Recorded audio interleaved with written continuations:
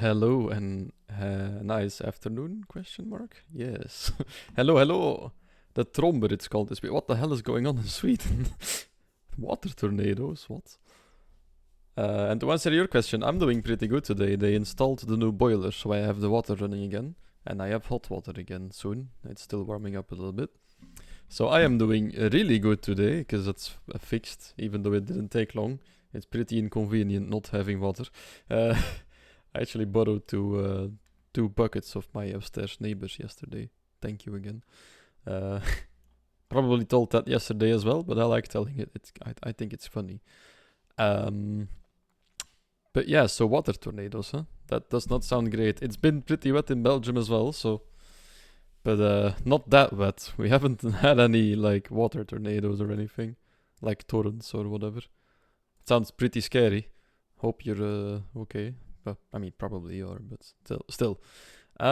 Anyway, I thought we'd continue our Rimworld playthrough from yesterday today, a little bit longer. I was playing Rimworld anyway, so I thought why not share and play on the colony we just started. I'll give a quick recap of what we already did yesterday, because we did do quite a bit. Not like insane amounts, but still. So we have landed with 3 baseline humans, so no special genetics. Kitten is pregnant already. Teak is someone together? Yeah, Teak and Kitten are together, I think. Yeah, they're already engaged and everything. And then Durpo is just doing their own thing. We've taken up residence in some ruins and built it out a little bit so that we have a base to start out with. We've got some plants over here. We outlined the wall that we want to build at some point so that this will be our choke point pretty soon. And we also have a horse, and the horse is named after Roxip because he popped into the stream once we started yesterday. Oh no, near the end of the stream actually. And then we had a horse we landed with, and that they still needed a name. Roxip is also gender bended. Like every colonist here is gender bended, except of Kitten. She's like our queen. Oh yeah, she actually got a title, didn't she? Oh no, Durpo got the title because he was psychically sensitive. They're better at psych casting. And hello Teak, hello, beep boop bass indeed. How are you doing? How are you doing? And then other than that, I think there's not a lot to mention. We killed like a bear. Oh yeah, we managed to capture our first raider.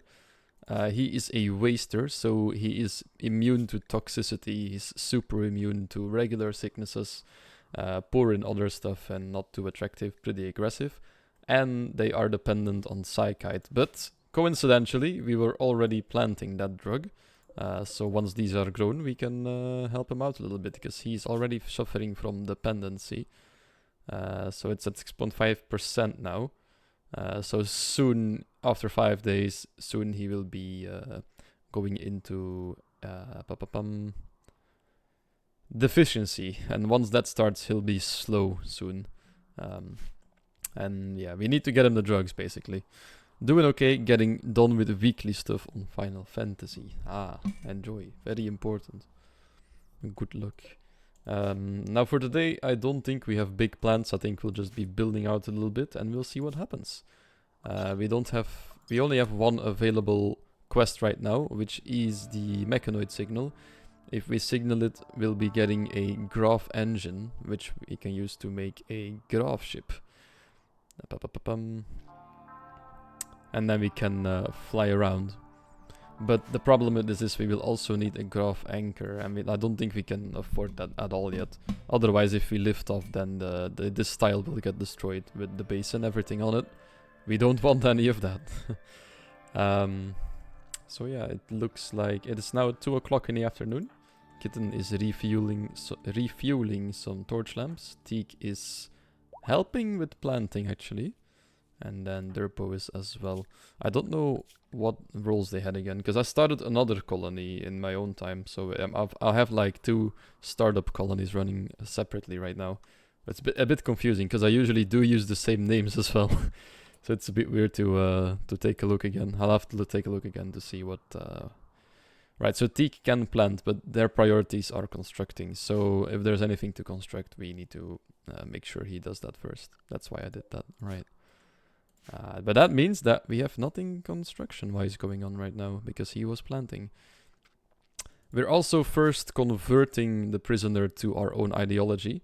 Teak is our priest, so he has some abilities to do so. But other than that, everybody can do it if it's a prisoner. Teak just has a more powerful way of doing it as well. The problem is it scales with your social skill, and we barely have any social skill at all. Teak had the highest, and it's only 3, so that's not too great. Oh shit, it started to thunder now, so I'll switch to my phone. Oh god. Good luck. Don't die, Anton. Good luck, good luck. Bum bum bum. I think I did order something here. Oh, I didn't yet. Okay. We wanna make sandstone and marble chunks, but we need some shelves to put the stones on first, so that it's all neat and sorted out. Because usually I play with a mod that increases the stack size, but I turn it off because it kind of breaks the game. I'll survive, and wow! Good luck. That's good to hear. And hello, Brent. Hello. How are you doing, sir? Are you enjoying the weekend? I hope you are. I have my new boiler since 11 AM now, so mine is going decently now. Chillin', how about you? Ah, nice. So yeah, mine is going decent now. Let's just fill this up with shelves for the time being. Because we will be making quite a lot of these stones at some point. Because there will be intervals in which we shall not be building with them. But we will be producing them, so... link the settings of all those shelves and then clear everything out and tell the blocks to be put on those shelves once they're built. And then we will set the blocks off on this stockpile, so every block should end up in these shelves. So this table is able to convert the chunks laying around the whole map. You can also get them from mining said stone. And they'll cut them into stone blocks, and with those blocks we can build floors, walls, statues, a lot of stuff. It's pretty important because we don't want to build our outer perimeter out of wooden walls, because they will just burn to the ground. They will just sap right on through during a raid. We don't want that. Stone takes a bit longer to get through. So yeah, looks like it is evening again. So Derpo is gonna play a little bit on the horseshoe spin. Kitten is playing chess, and Teak is also playing horseshoes. Let's quickly speed this up a little bit. Wait until some other stuff happens. Why is there no hay grass planted yet? Oh, it's off. I turned it off so we can't plant there. Why did I do that? Probably so he could plant everything else up here first. Probably. So let's turn that growing zone on. And let's turn the potatoes and the corn. Actually, no, it can all stay on. I'm still in the grab ship mentality that everything needs to go fluently, but it's not that, you know, hair fine in this playthrough. We have a permanent location here, so. Oh, there is a, yeah, the predator is, the fox is moving closer again. We need to get rid of that.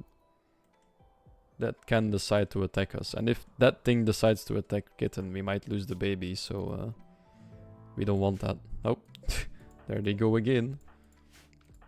I think we set the ideology to... Yeah, they can sleep with whoever they want and whenever they want, I think. I think we set it to that, but I can't really see it right. Oh, physical love. Free and approved, yeah. So everybody can go do their business with anybody else.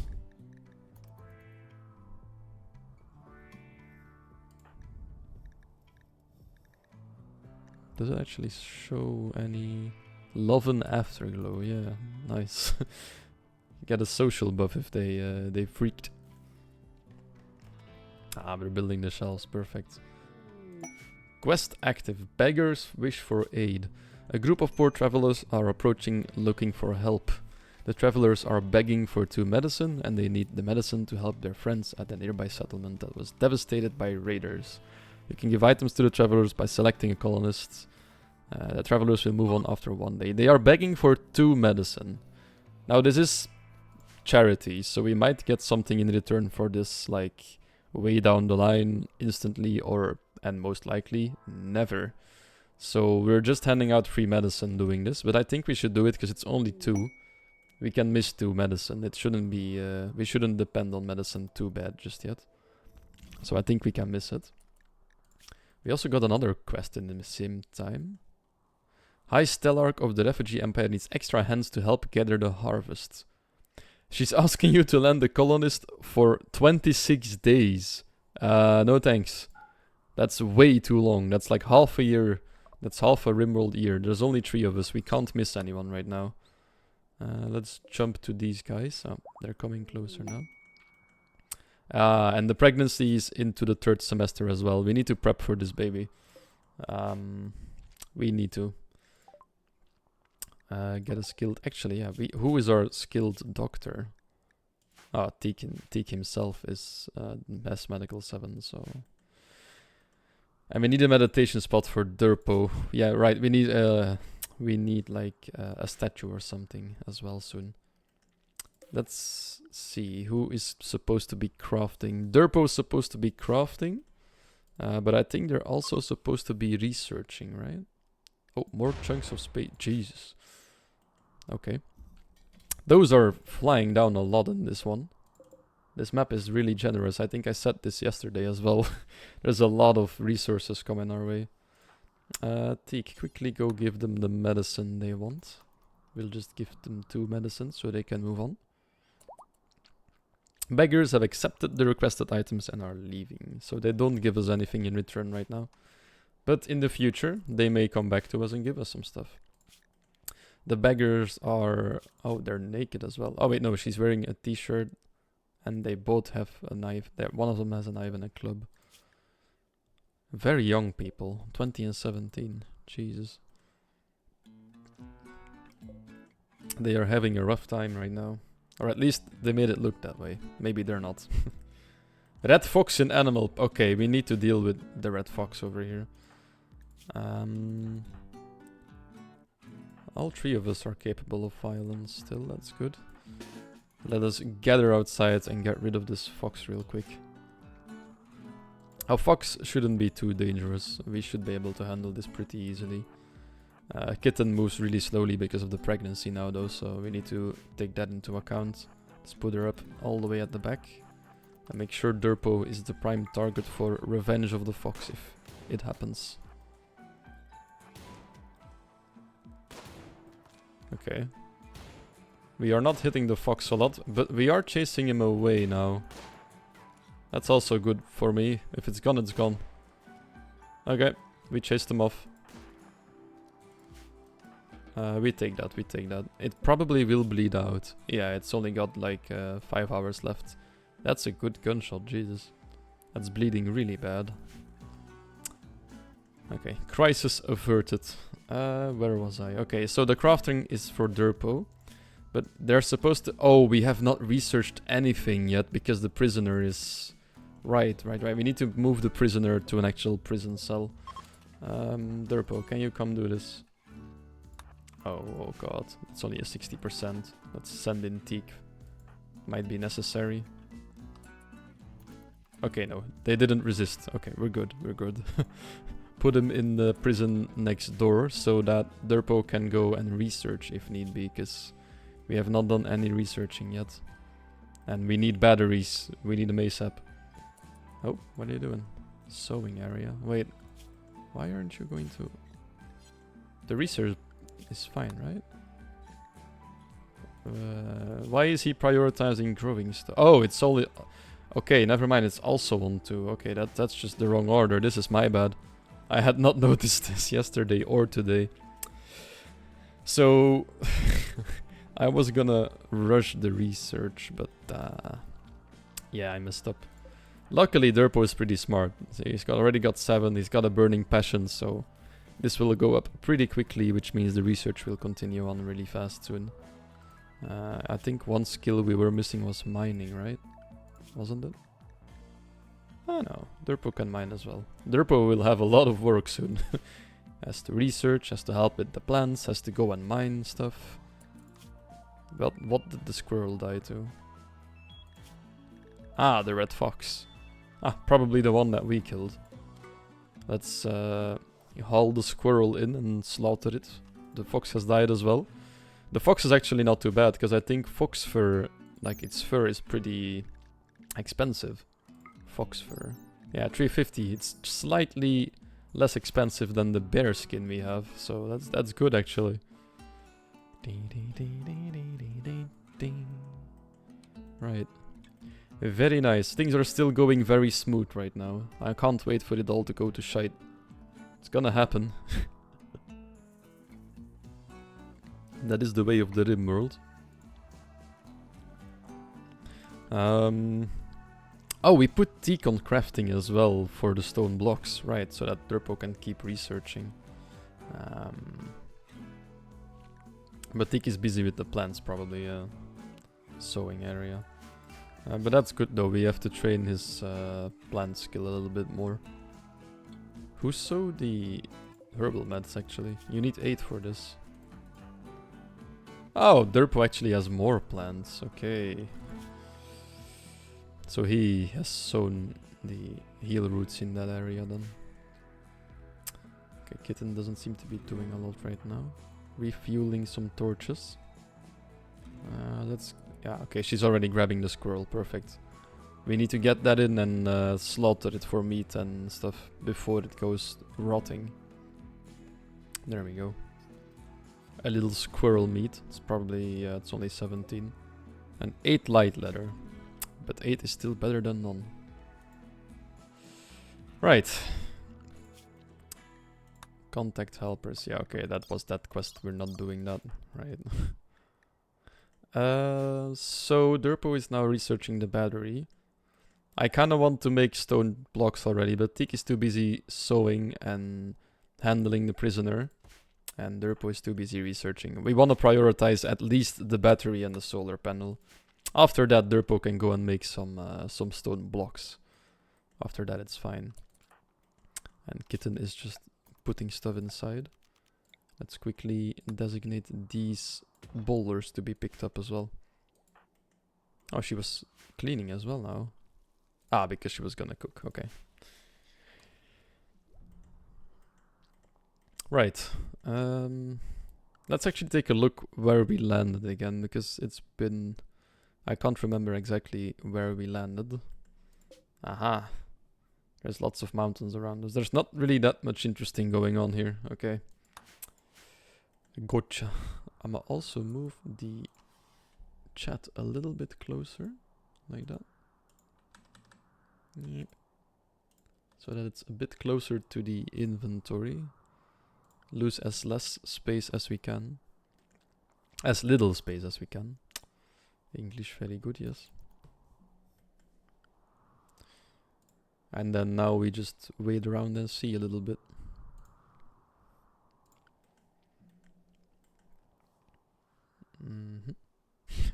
Sometimes it's not as interesting.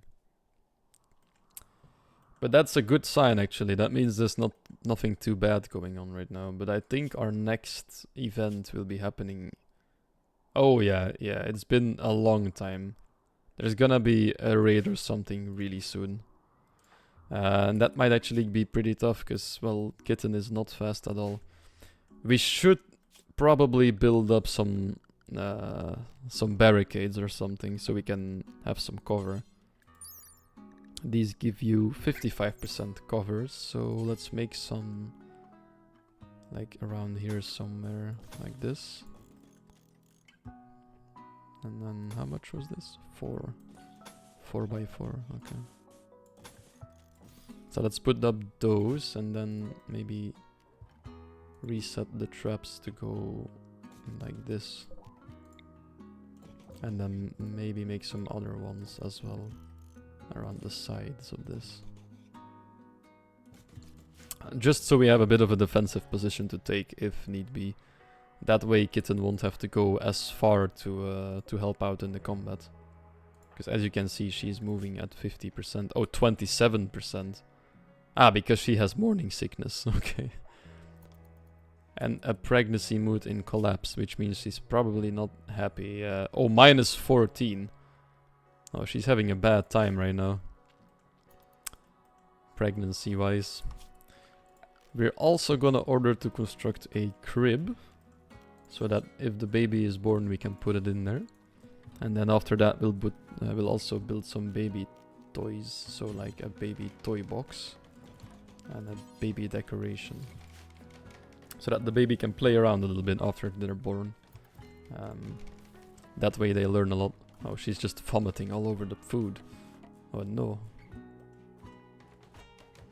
Before you cook, can you clean this up maybe? That might give people food poisoning otherwise, so... Oh, no, she vomited again. Morning sickness is tough. Can she get through the cooking? I thought she was peeing on the floor. No, luckily that's one of the few things you don't actually have to manage in Rimworld. There is mods if you really want to go into it. You can make like lay like water pipes and stuff.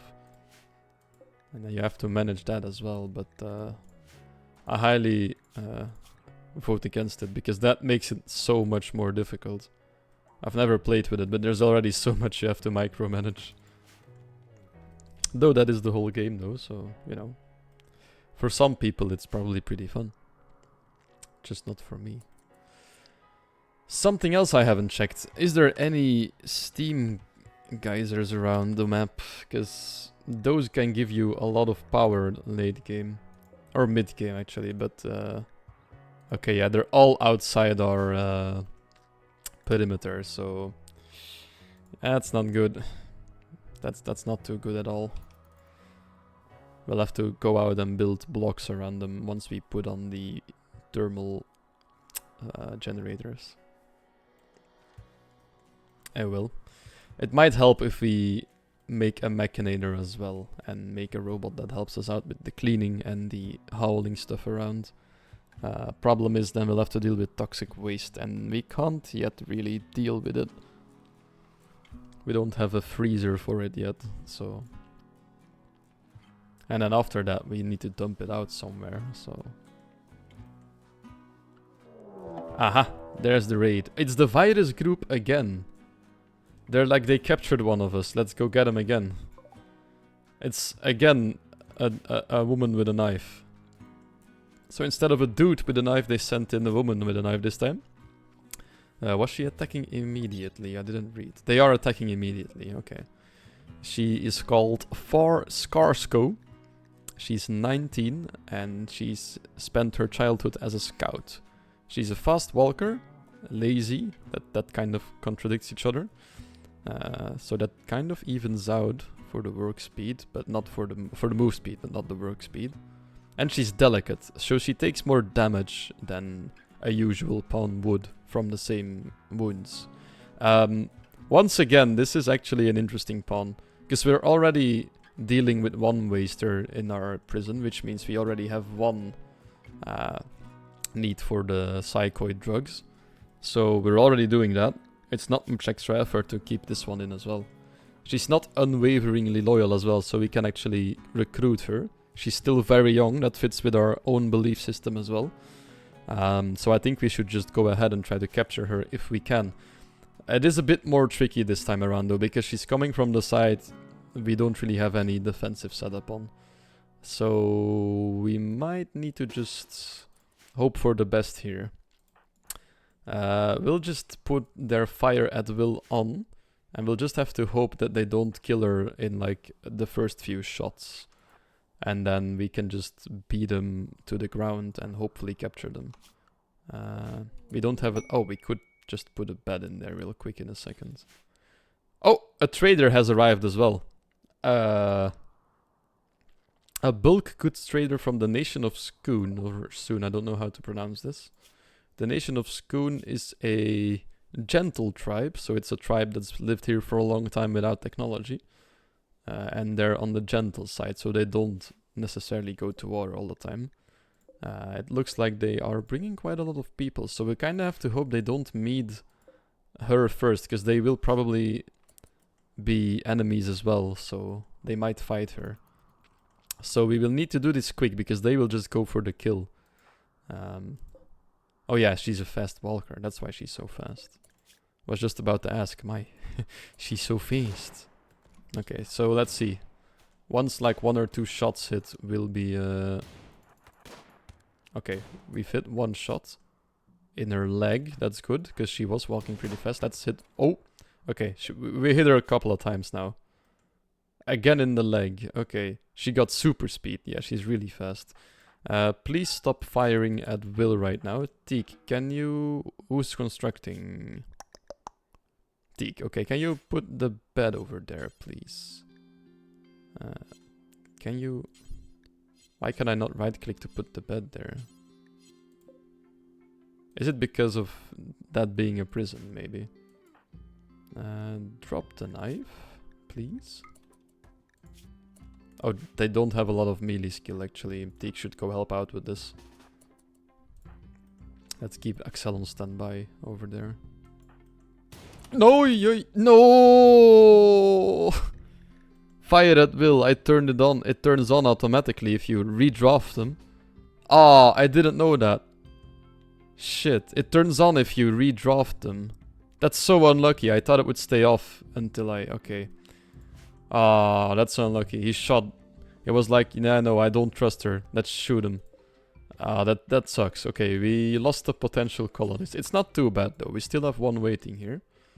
But it is kind of sad. But shit happens on the rim. It do be like that sometimes. Anyway, can you deliver the bed? Now he can deliver the bed. Okay. The good thing is the traders don't have to take damage for this, so... We will quickly dig out a grave at the outside of our walls. Or soon-to-be walls. And then we'll just put her in there. R.I.P. Skarsgo. You could have been one of our colonists, but... Teak thought otherwise about it. He was like, no more. I've already got 1 guy in prison to deal with. Wait, where did the bed go? It's not actually... Come on, get up. Install the bed. Don't just put it down there. What the fuck?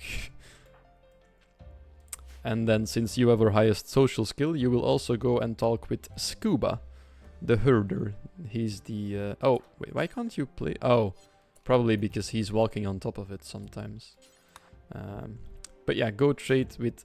Talk with Scuba. He is the head of this trade caravan. They have a social skill of 0, so that might not be too bad, actually. Because we only have 3. They are selling their donkeys, but we don't need more animals right now. We can't deal with them too great. They are selling some tomatoes and stuff. We don't really need any food right now. They're selling cloth, but we have that planted too. Rhinoceros leather. Ah, wait, we can sell our bear skin and fox fur to them. To make a little bit of money. Oh shit, Scuba looks like a wizard. He does, doesn't he? I'll take a look at what he's actually wearing. But let's sell the fox fur, because that's not enough to craft anything with. Actually, I think we have cotton planted right now, right? Let's quickly check. Yeah, we have cotton plants, so we will have some cloth coming in soon. It's not the greatest, but we can make our clothes out of cloth, so we can just sell all of this for now. That's already 172 silver for us. All the other stuff we want to keep for now, I think. Yeah. They're also selling some basic clothing, but we don't really want any of that. Do we want the herbal medicine? We have some planted as well. I don't think we do, right, as of this moment. So I think we'll just sell some stuff to them and keep it at that. Derpo is taking a quick swim in the little pool over it. They like this part, don't they? It's like a big pool here, but they always want like the small one.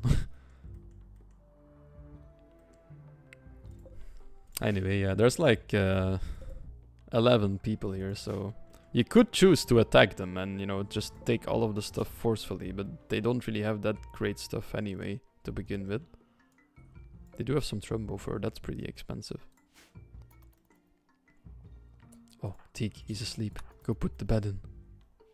There we go. Now, if need be, we can take another prisoner. Because we weren't really prepared for that either. We were going to, though. Anyway, the crib and the baby toys have been built. Let's quickly put... Oh! People are hitting each other over here. They had a social fight. Opossum insulted Alligator's ideas. This drove Alligator into a rage and she began a fight. So they hit each other a little bit. Social fights happen every now and then. We've been pretty lucky that our colonists are happy with each other, I think. Yeah, they're pretty happy. They have a high opinion of each other, so that's good. Then that means they won't be starting too much social fights just yet. So that's very nice. Let's speed things up again. And then we'll wait a little bit until Teak has finished harvesting. And Derpo is finishing up with the research for the battery as well. Is there blood in your animal pen? It does look that way, yeah. Blood of a rat. Oh yeah, because we hit the fox here earlier. It was bleeding around the pen. But that's not too bad. We don't really come there very often, so... It's okay if there's a little blood there. It doesn't affect their surrounding beauty too bad. There is a bit of filth in here though. But Kitten is going to bury Skarsco. Oh, the battery's finished. We learned how to make a battery. Let us now learn how to make a solar panel. While Kitten is gonna bury Skarsco outside our walls. Let's also turn off the home zone for that part. Because otherwise they will keep cleaning it and stuff, and they'll go put out fires here if there's ever fire.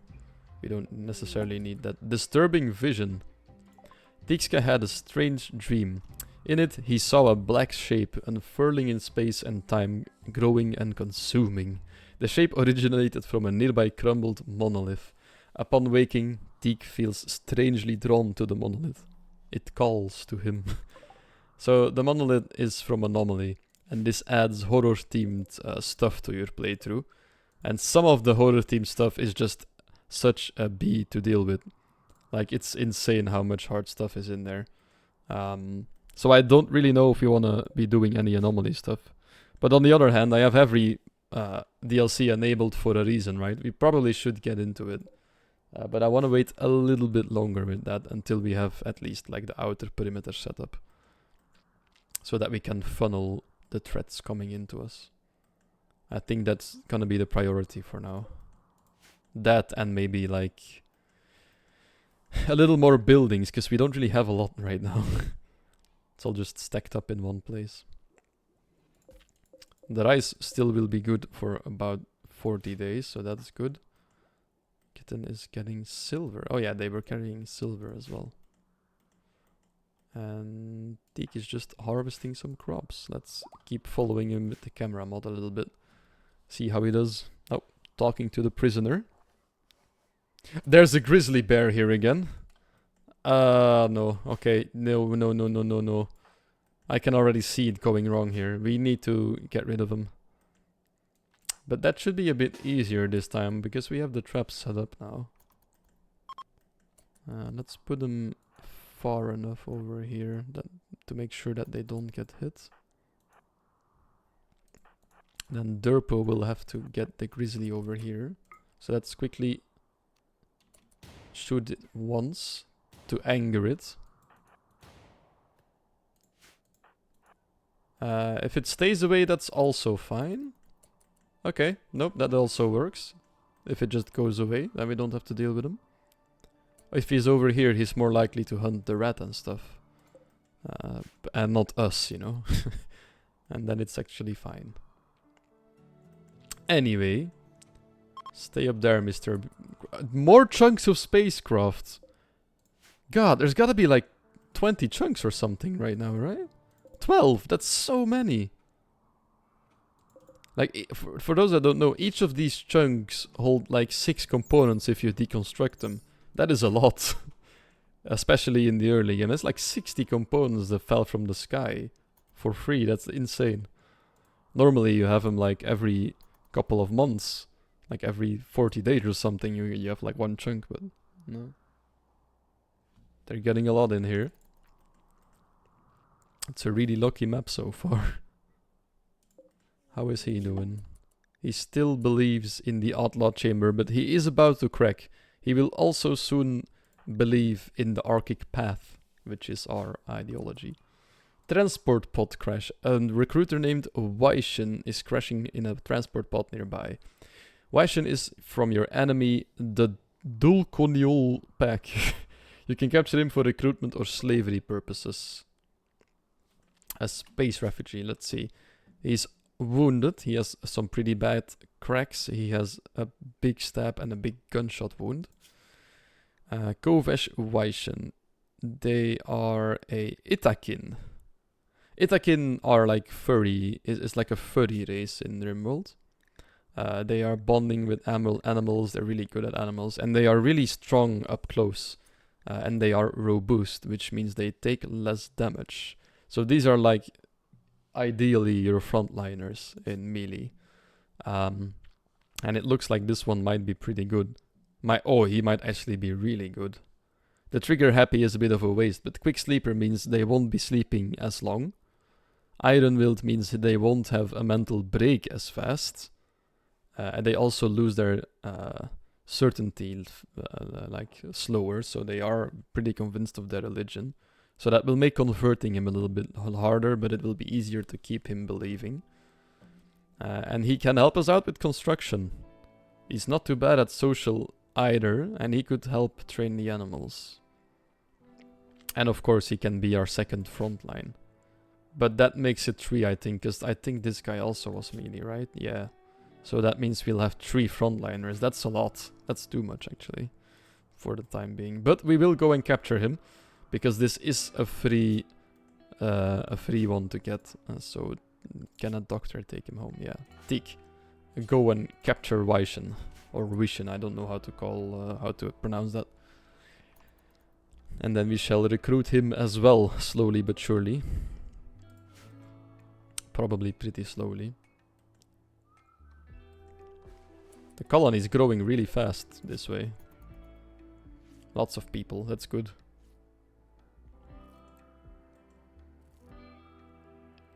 We'll try to leave nobody behind. He isn't too happy about this though. All preferred xenotypes. Wait, they have like a preferred xenotype in their religion. Which is... what exactly then? Strongly prohibited raiding. Yeah, he believes in animalism. Animal personhood, yeah. He thinks animals should be staying alive, we should never hunt them. Rituals, buildings, relics, venerated animals. The sea lion and a toxalope. A toxalope, I've never seen that. What the hell is a toxalope? I've never seen that. Oh, I can't click him, so I can't really read what kind of... what does this guy produce? I wonder. And I've not seen sea lions either, that looks pretty cool. And they prefer Itakin, so that's a mood buff that will soon be disappearing because, well, most of us are not Itakin right now. So let us convert him slowly. Oh, Teak's conversion ability is ready. I think if we use this on Scalplur, then I think they'll convert to our religion. So let's quickly go and... no, wait, let's let Teak sleep a little bit longer. It's still 3 AM. Let's let him sleep.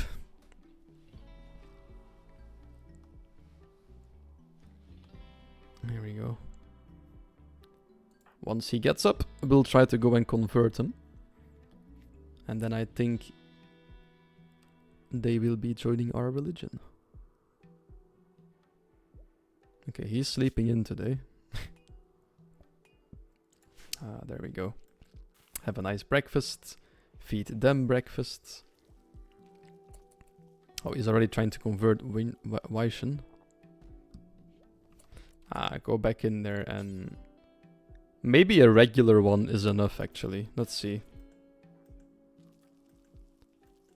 Okay, it's not enough, but we should probably use the ability on Weishen. Oh. It's gonna take so long to convert him this way, never mind. We should keep the abilities for now then. Yeah. Why is Derpo being so happy right now? Like Teak is more unhappy. Oh, because he's indoors the whole time. Ah, and he loves. Okay, yeah, he has a burning passion. They have a burning passion for their work. That's why they're so happy. That makes sense. Right, so the dyes are harvested. Let's not replant those anymore. I think we have enough dye now with this. Yeah, 47. That should last us. Oh, we already had 29. Yeah, that should last us a lifetime, or at least a long time. Antiques. Ah, his plants have their plants have leveled up. Can plant everything now. Good. Do we have any ideology things about children actually? It doesn't look like we do. Conversion? We already did it? Aha! Okay, so the Waster now believes in our Archic path. That's good, they have been converted. Ah, and now Teak can go and reassure him. And then he'll... Yeah, that'll up his belief in us. A mad quail. What the hell is a quail? Oh, it's a bird. Oh, yeah. A small plump ground-dwelling bird with a distinctive plume. He's gone mad, apparently. He's gonna be attacking us. So let's send Durpo out of his little research factory there. Oh, that is a fast bird. Shoot him.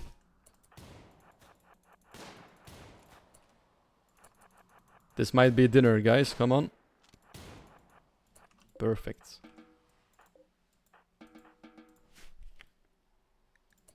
There we go. There we go. Why is she hauling wood in here? Oh, she's refueling the torch. Okay, that makes more sense. Okay.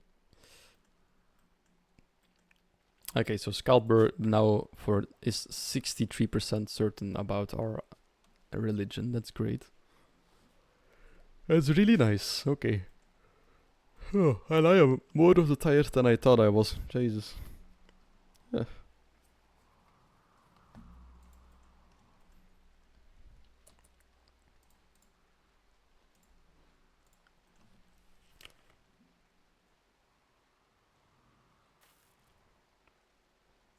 I'm hearing something weird. I'll be right back.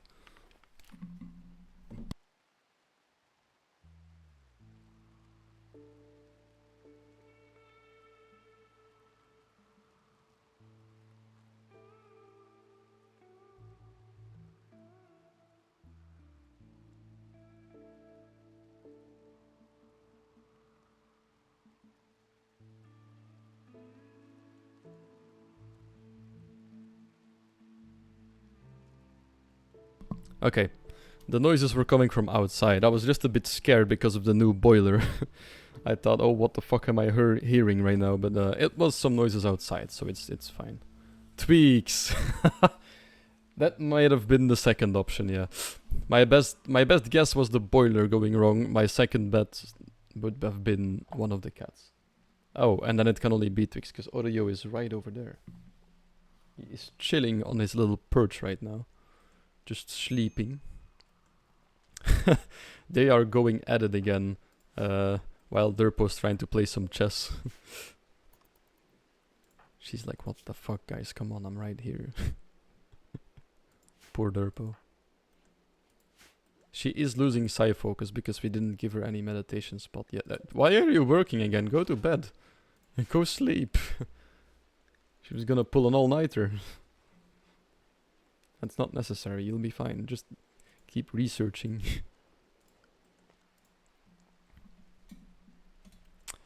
It's raining outside now as well. Luckily, we made like a little roof for Roxip over here. The bear is right outside again. We'll try to chase him off, but he might actually come and attack us this time. Because we will be really close while we're shooting. She's playing some horseshoes. And he might wake up hungry. Yeah, let's... should probably deal with this already. Right, let's put Durpo over here. And then he probably will go for us over the traps that we've set up, hopefully. Oh. If we keep missing, we might just chase him away again. Nope. No. Kitten hit him. Okay, not to worry. He'll be going for Derpo first, which means he needs to go over this trap. Then we put Derpo. Oh, he's gonna get hit here. Okay. He's bruised. It's not too bad yet. Can you walk over the traps, sir? Oh, this is going horribly wrong right now. Oh, Kitten started vomiting because of the morning sickness again. So... Oh! And then she stopped vomiting and instantly killed him. In the brain! Jesus! Don't mess with pregnant woman. Fuck me. I already knew that lesson, but still. That's scary. He got stabbed by Derpo as well. But Derpo got cut up a little bit, so they'll have to go and bed rest a little bit. And then somebody can go tend to him. Look at him, it's like, yeah, my trophy. Just puts the whole bear inside first. And he's gonna eat first as well. Damn. And then he should go to bed a little bit. I think bed rest is turned off. Does he then go to bed? Yeah, so if he's wounded, he still goes in there so somebody can tend to his wounds. There we go. We don't have any herbal medicine right now, and I don't want to waste my regular medicine just yet, so this might get infected, and then we'll have to use the normal medicine if it gets infected, but hopefully it doesn't. Right, and then Derpo goes straight back to work. That'll actually make him happier because he has a burning passion for his research. Yeah, look at that. He's bruised and scratched, but he doesn't care because they can research. It's perfect. Oh, and he's still happy because he just got like the Novus title. It's expiring soon, no? But still. Oh my god, it only dropped with 1%. Oh. Yeah, converting this guy will take really long. Oh well. Teak has now repaired the outer defenses and shall be harvesting some more rice. Kitten is refueling some torches again. This is a lot of stuff to haul back actually. We should have some... We need some help with this. Maybe we should look into an easy robot.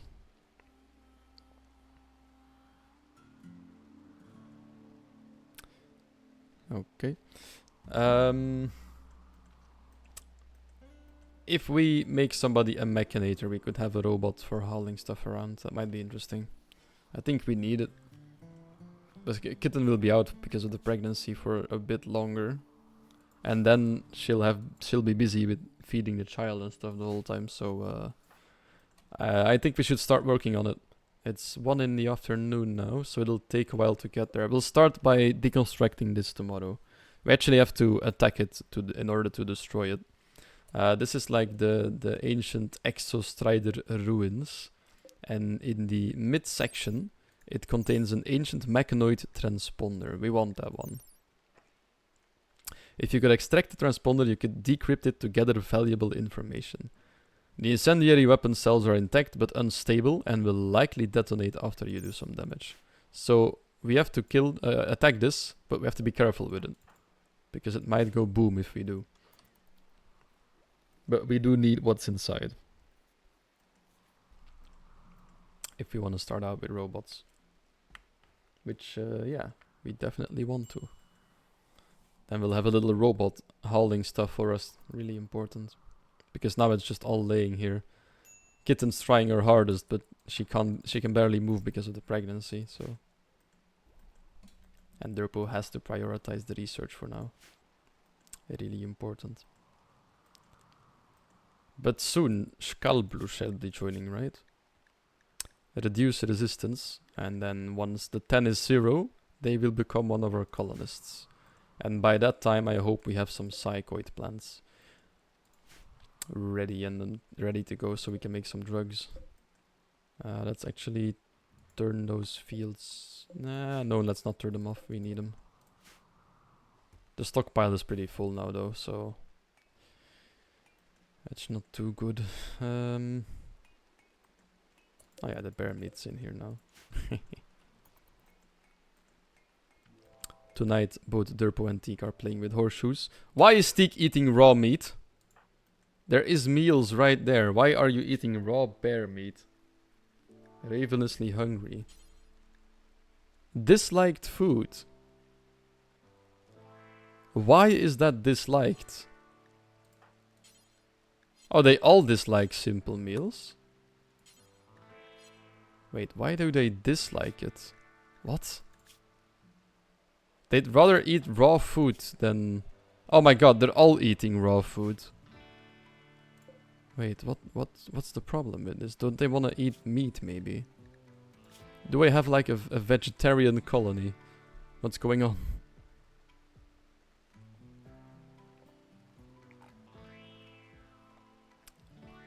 Cannibalism is no-go. Fungus despised, yep. Insect meat despised. They don't mind eating nutrient-based.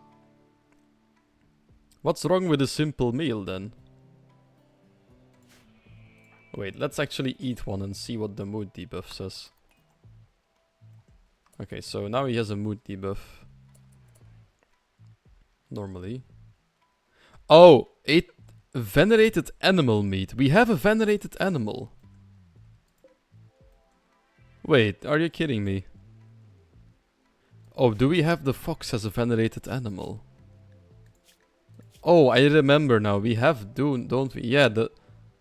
Oh. That's why they don't want to eat this. Okay, let's quickly destroy those meals if we can. Can we? Oh, I can't click to destroy them. Which means they'll have to rot away. Okay. Let's just put it on so that they make more meals now. Merge these together. Oh, the meals only stacked up until 3? Really? God, that sucks. Okay, so they don't want to eat it because there's fox meat in there. That makes sense. Let's forbid them so that... yeah. The next meals will be put on a separate pile. And then they'll eat them again, probably. Damn. I didn't know. I forgot. I vaguely remember this, but oh well.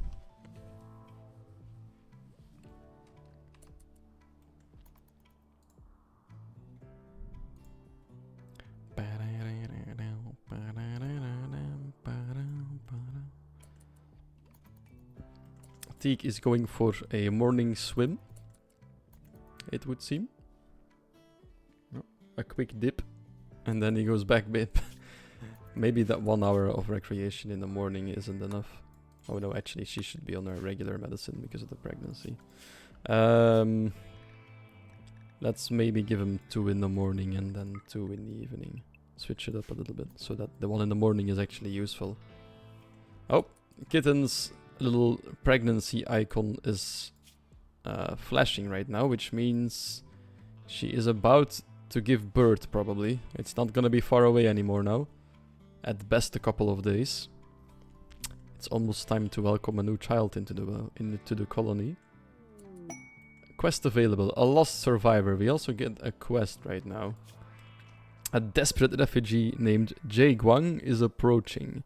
He claims to have been banished after an argument with a village leader, and they beg for permission to stay at Kitten Village, which is our settlement, so she can rest and regroup. In return, she offers to work and fight for free. If you make her happy, she may offer to join you. She may also reward you later for helping, but there is no way to know her true intentions. The refugee is not part of any faction. If you wish, you can choose to kill, arrest, sell, or harvest her without diplomatic consequences. So this is basically a free pawn, and she'll be here for 7 days, but we don't really know a lot about her.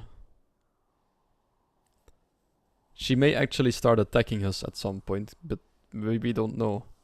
And we also don't know anything at all, actually, because it only says desperate refugee. So we don't know what her skill set will be. But we are in desperate need of someone to help us haul stuff around right now. Or someone to go deal with the mechanator stuff here and attack it. Or someone to help building, or maybe make some stone block. We need someone right now. And it'll take a while before we have Skalblur. And also longer until we have Weishen. So I think we should accept this. If they turn out to attack us, then we'll just have to deal with it. We'll just have to hope it doesn't happen during the childbirth. It is a bit of a risk we're taking here, but what the fuck? They are in a burqa. Okay. A psychopath, misandrist, and teetotaler, so she'll avoid drugs. She doesn't like men at all, and she's a bit of a psychopath. And she believes in the masculine sect. Male supremacy, but she doesn't trust. Why does she believe in this tree connection? This is weird. What kind of ideology? Who believes in this? What faction is this? The Rough Pig Union. They believe in this. They have 2 gods as well. Interesting. So she is a misandrist, but they have like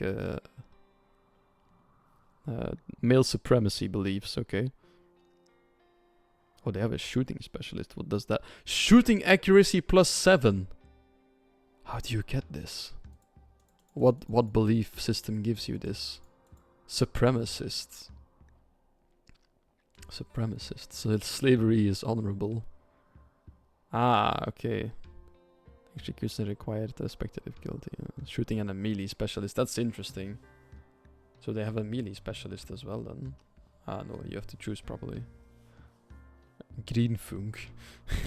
A plant specialist. Okay, that's cool. Right, so we will be putting you to work then. Let's quickly construct another bed so that you can sleep somewhere. Teak, where are you at? Reducing resistance. No, go build a bed first, please. And then let's quickly... I won't be naming this colonist because she's only here for a while. If she offers to join, then we'll name her. But other than that, we won't be. She can help out with wardening. She had decent social skills. She can help out with animals we don't have yet. She is holding a club, so she shouldn't be hunting. But I think the most interesting thing is that she can help us mine, because we haven't actually mined anything yet. We don't have space to put it away, but if we mine this out, we can start working on the wall here. Does she work as a spy? She might. We don't know. But she might very well be something like that. I've had these events before, and sometimes they join, sometimes they just do what they told you. They'll just leave after the duration. But sometimes they turn out to be not necessarily a spy, but a member from an evil or like enemy faction, and they actually just start attacking you, which can be really dangerous. If it's, for example, when she's like cooking or something, and there's childbirth going on here, then that is really, really dangerous, because we can't just cancel childbirth, which means we'll only have 1 pawn to deal with her. And the good thing is she's not the greatest fighter, so we should be able to contain her if she turns out to be evil. But yeah, we'll just have her mine out the stone over here, but we'll first have her haul some stuff inside. It's probably more important right now, which means we should probably... Maybe we should replace this whole stockpile with shelves. That'll give us the triple amount of... Yeah, fuck it. That'll give us triple the amount of space to stockpile stuff in. Tick, build me some shelves, please. If we triple those slots, that should help us out for a little bit, right? Like that. And then we link those in advance. And we copy the settings of the stockpile and put it onto the settings of those shelves. So that'll give us a bit more space to work with once they're built. But Teak is a bit busy converting right now, so... Let's put her on the same schedule as the others as well. And then let's give her this bed. So Jaegwang... Oh, wait! You asked it because her background is spy. Oh, I didn't notice that. Oh... Okay. Okay, no, there's a really big chance this is gonna turn out evil then. Fuck. That's why you asked. Oh, sorry, Anton, I didn't spot that. Yeah, so she's only 19 and she spent her whole childhood being a spy. This might be pretty dangerous, yeah. Also, Teak ate some raw food again. There's 7... Oh, the meals mingle. They will be rotting away soon though, so... They'll just have to eat some raw stuff, which is dangerous for food poisoning, but yeah. Okay, so she should be putting stuff. Actually, that's I think this is normal and normal. Let's put this on a preferred. So they'll first put it on the shelves and then on the floor. And then we have a better vision of what we all have laying around. Okay. Right, so Kitten was refueling some torches again. Jaewong is trying to convert people to our belief and faction. Derpo is still injured because he didn't bed rest, but they are getting up there, researching the solar panel. And Teak is just generally harvesting stuff still and planting it again. Oh, the heal root is ready, perfect. We have some medicine we can use now. Some basic medicine, but still better than nothing. Ah, there we go. It's all cleaned up now. Look at that. It's all been cleaned up a little bit. Perfect. She's enjoying the horseshoe spin outside right now. I have a disliked genotype. She's really hungry. So she's gonna eat some potatoes and then complain about eating raw food. But that's not too bad. Teak and Kitten, they don't have any shame. They just go at it every night. What just happened? I hear the click. Like a weapon that dropped, but nobody dropped their weapon. But Kitten has gone into labor. She's about to give birth. She's going to have contractions for a few hours before delivering a baby. The labor may go through several stages of different levels of difficulty and danger. To improve the baby's chances, gather a doctor and others to help with the birth. Select Raising Kitten and press Gather for Birth to start the procedure. So let us gather for some childbirth. It looks like it doesn't matter if those two are present, so it'll just be Kitten and Teak again for the birth of their child. The room isn't completely clean though. The expected quality is 71%, which means there is still a bit more than 10% of a chance that the baby is either born sick or still. But we have a 89% chance of a healthy childbirth, so I think we're fine. But there is also a very small chance Kitten will die during childbirth, but we should be fine. I think these are really good odds we have. I mean, we don't have a medical hospital or anything, so this is really good odds. It's basically just in the bedroom, so without any modern help. So this is a pretty high chance of succeeding. It's the best we're gonna be able to do. So I don't know if Derpo and Yangwang will be able to sleep through this. I don't think they will be. We can actually follow the bird a little bit here. She's dilating right now. Intensely dilating. But this will take a while. Oh, and in the meantime Derpo's like, you know what, I'll make sure we know how to make solar panels. And now Derpo will make sure we know how to brew some psychoid tea from the leaves we're harvesting soon. So that we can administer this to the waster. And then they won't have the deficiency, because it's already here, yeah. So as you can see, when the deficiency kicks in, he's not as efficient in everything anymore, because his consciousness is only working at 70% instead of 100. Which means they'll be working, moving, doing everything slowly.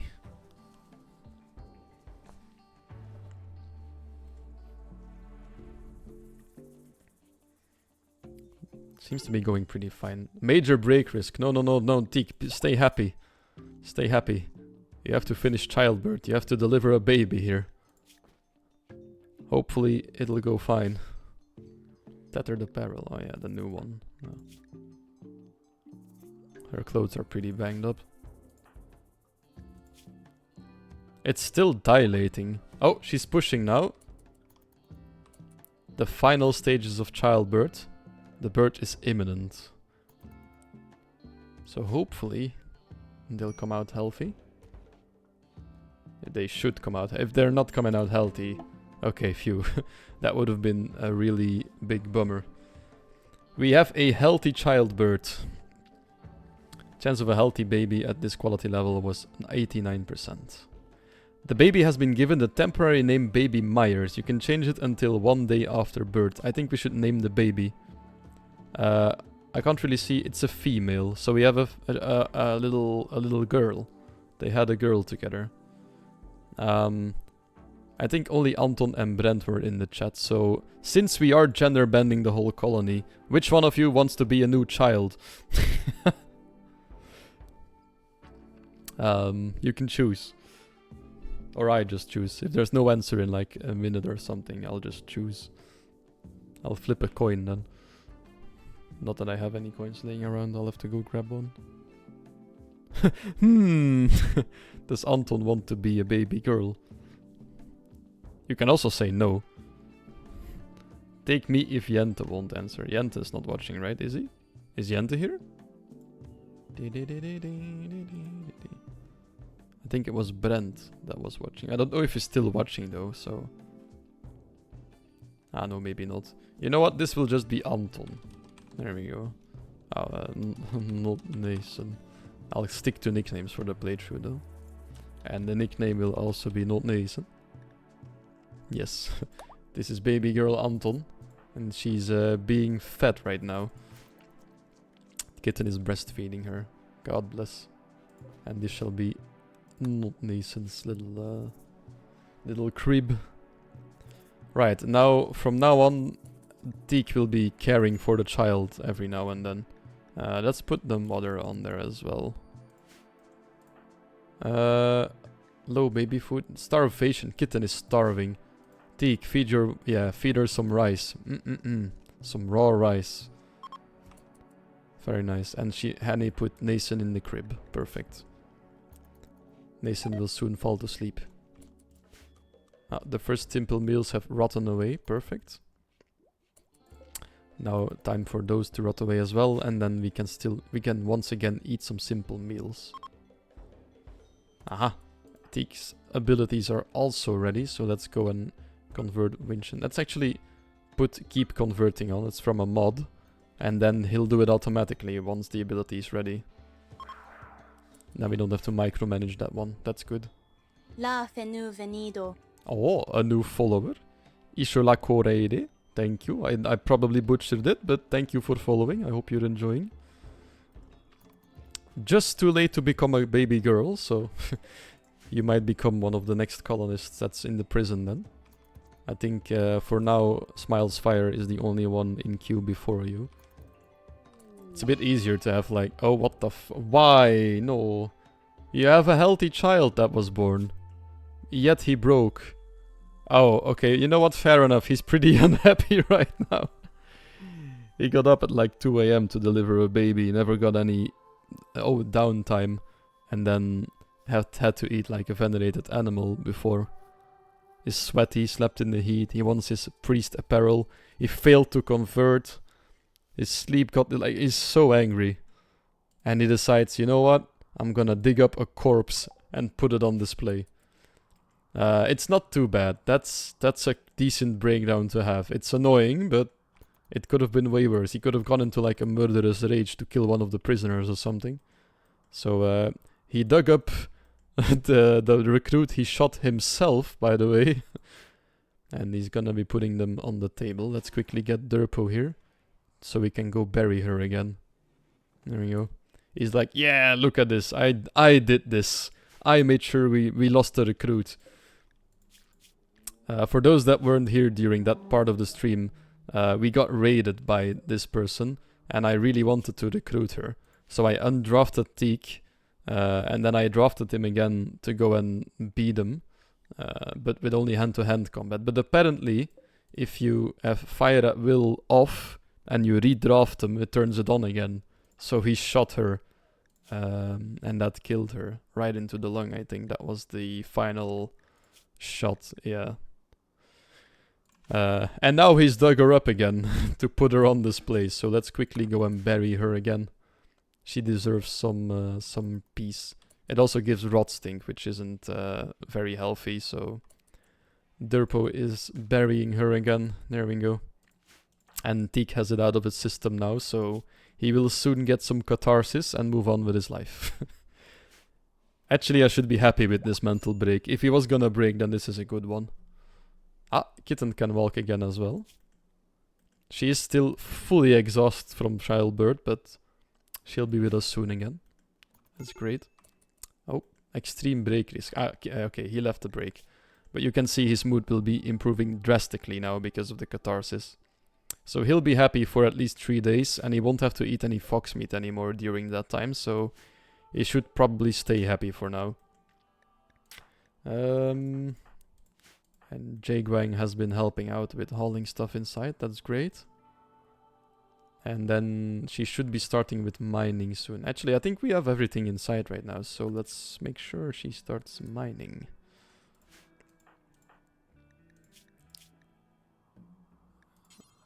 Urgent and childcare.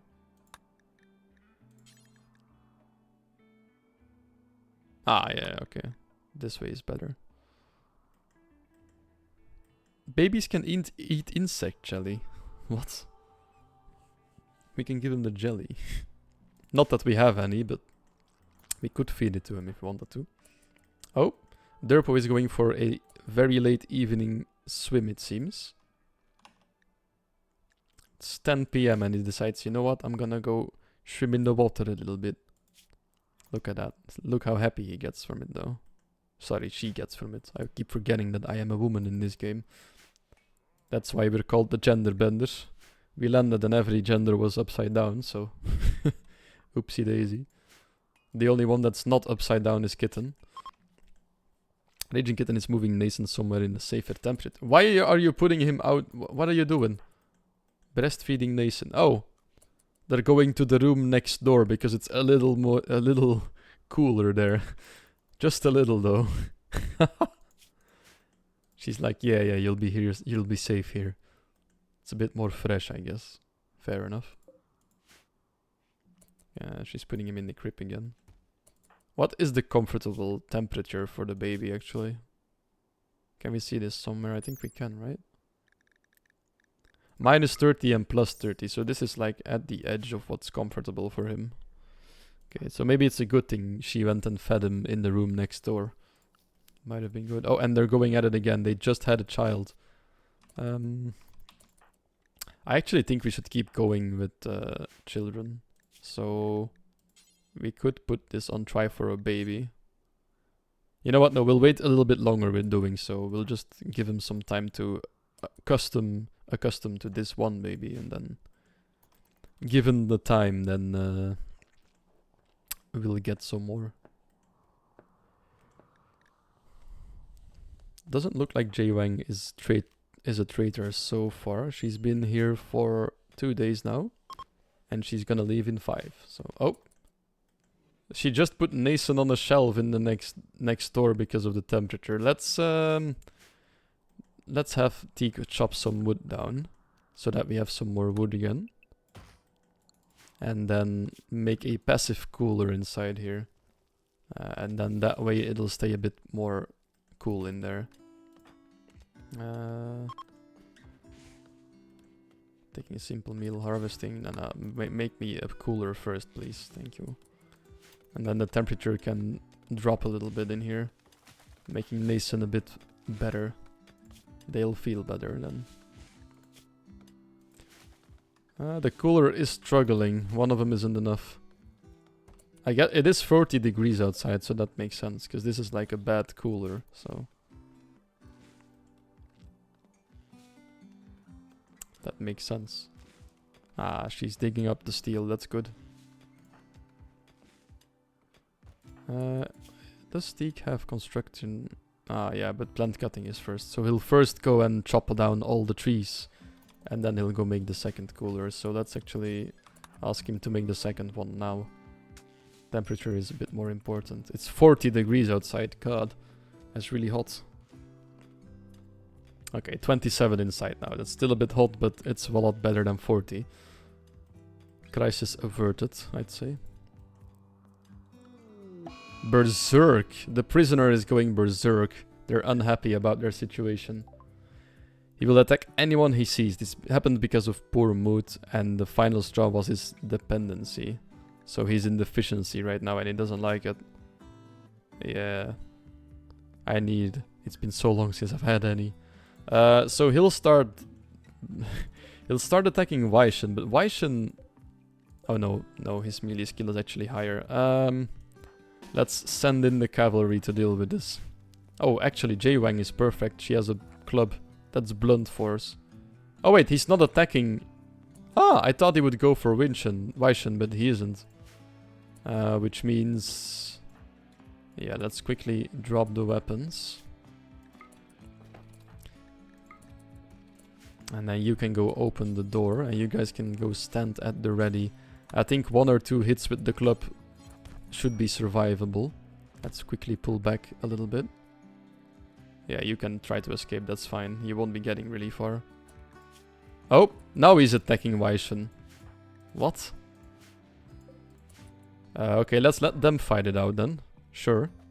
Fine by me. So now they're fighting each other. I'm guessing that... Oh, his nose got shattered. Weishen just shattered his nose. Oh, he's gonna be so unhappy about this. But he did bring this onto himself, I guess.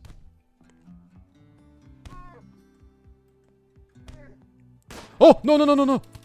Oh, kitten, what the hell? Jesus. Okay, we got lucky. We got really lucky there that kitten didn't kill him. Nah, he's not escaping, don't worry. Arrest him. There we go. Solved it. And then somebody can go and tend to their wounds, maybe. Tend to them. And let's turn off their medicine completely. Because they have been bad people. Or especially Scalper has been. And then afterwards you get your revolver back. And you as well. Go grab your knife. Just to make sure. Right, so the problem resolved itself and it cost him his nose. It got shattered by a Winston. So they don't like each other at all anymore now. Oh god, they don't like anyone. Well, Scalper does though. He's been here the longest. Oh well, that sometimes happens if you have prisoners. Nothing to be done about that. You can keep him happy, but I don't have the means to do so yet, so... Medical treatment needed. Ah yeah, you'll be fine. No, it's on Glitterworld. Herbal or worse, please. Thank you very much. Don't have that on Glitterworld. Exotic goods trader from the Lowland Covenant. Ah, so the Lowland Covenant is another faction. They are the Civil Outlander Union, so they have like industrial tech, and they've been around here for a while. They usually work with simple machinery and defend themselves with advanced gunpowder weapons. And they like trading and stuff. They're pretty civil. So it's good that they are paying us a visit, because they will have actual interesting stuff to trade. It won't be like the random tribes people with just some herbs and stuff. These people will have some decent loot normally. Is there anything we can kind of abuse right now? Not really. Okay. Oh, there is. If we take the mega slot with us. But do we want to though? We don't really want to do that. Yeah, nah. Don't want to be committing any crimes just yet. Okay, so Jingwang has actually gotten the highest social score. But she's injured, so I think we should just trade with Teak. I mean, he is a bit pretty much the face of the colony right now. Durpo has the title and Teak is the priest, so... Hello there, what are you selling? I can't sell a lot to them. I can only sell our components to them and our horse. I'm not going to be selling Roxip, of course. What do they sell? They have Glitterworld medicine, but that's too expensive for us right now.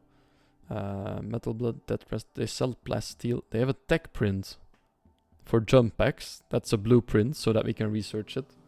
But that's too expensive probably. Yeah, that's way too expensive. We don't have any money to our name right now. They're selling jeans. Mini horns, furry tail. Wait, what are they?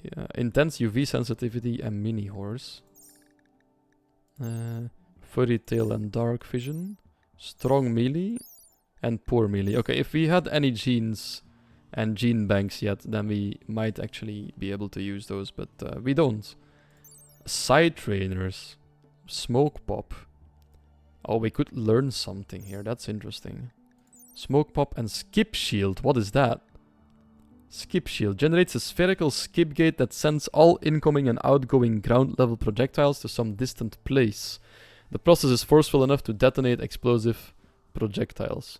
People and items are not affected. Damn, that is one strong ability, but I don't think we can use it yet, because that's probably gonna be high level. Yeah, that's level 6. We only have level 1 available. They're also selling some books and artificial body parts. But once again, we don't have any money to buy all this. But the most interesting thing we can take away from this are the advanced components. Because we'll be rushing technology and we need those to make the advanced fabrication bench. And that might actually not be way too late in the game for us. So this is really expensive. But we have to take this. Because this might be our last chance to get them for a long time. So we can't risk not taking them with us. And we can maybe buy a book as well. Nah, that's not an interesting one here. Oh, this one gives shooting XP. That is an interesting book. Question is, do we want to... No, maybe not. It's good quality, like... It's... oh no, wait, it's normal quality. Yeah, let's not buy this because we don't have enough money to actually buy extra stuff. Let's not spend everything at once. We're already spending a lot here. But those components are worth it by far. Because I think we also need 2 to make the bench itself, right? I think so. Yeah, 2 advanced components. Okay, so we will be able to build the bench then, once we get there. That's really good. Okay, I will be waking up Kitten to make her cook a little bit soon. Wait. Oh, she already did cook. It's on the shelves. Never mind. We have some edible food again. That won't make them unhappy. You've detected a hunting worksite nearby. There is 44 rhinoceros leather there. That's not a lot, so they won't be going for it. It's just a small independent group, so you could attack them without any diplomatic consequences, but I think it takes way too long to go there anyway, right? Oh no, we get there pretty fast because of the road. But no, we won't be. We need to stay. Especially not for just like 40 leather, that's not worth it. That is simply not worth it. Right, I need to go to the toilet, so I'll be taking a quick toilet break. But the game automatically pauses on any major disaster. So we'll just be following... Eeny, meeny, miny, mo. Let's just follow Teak for a day while I am going to the toilet.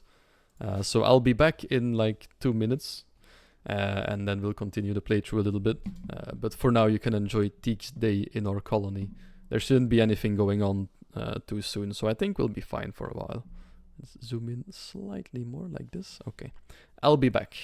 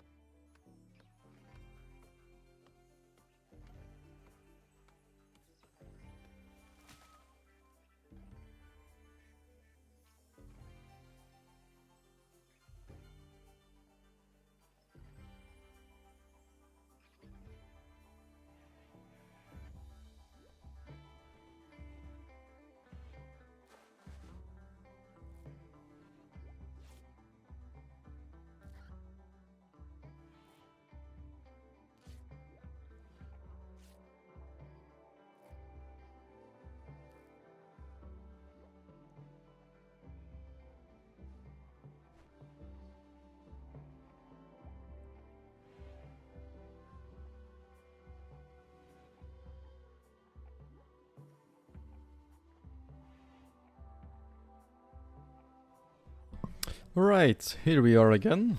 It doesn't look like I've missed a lot yet. Wait, who was that?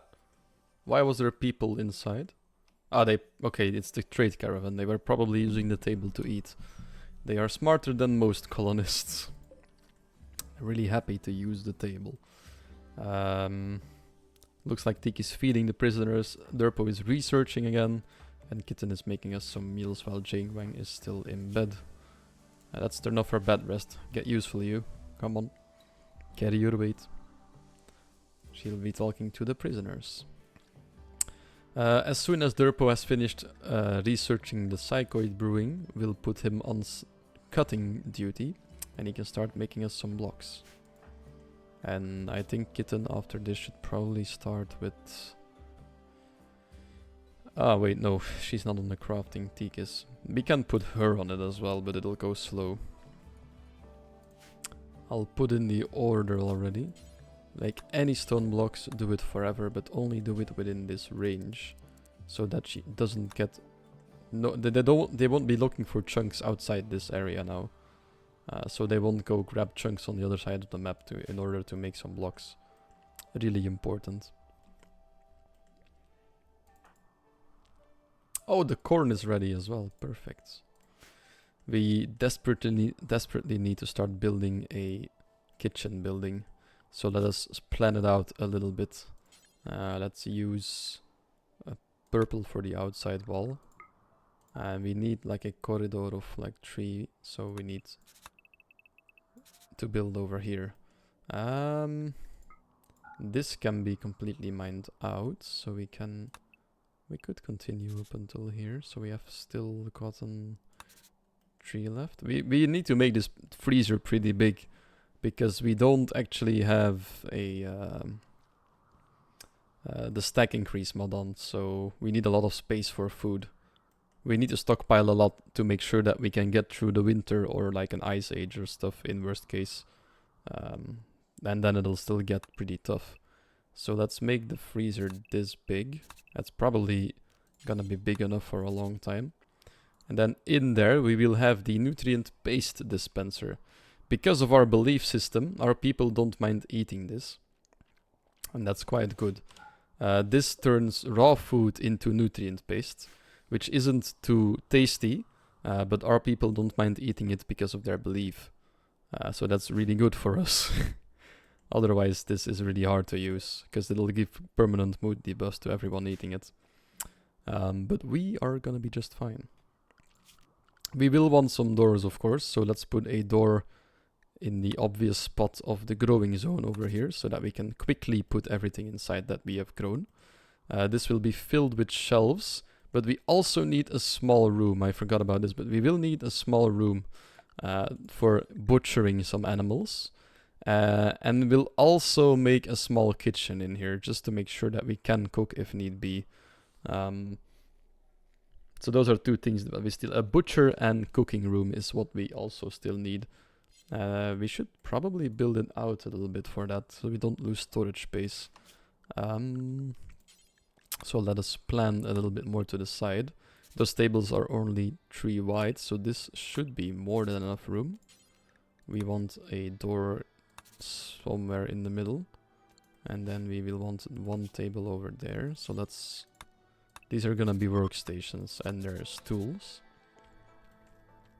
And then we can heat this area up together with the dining room over here.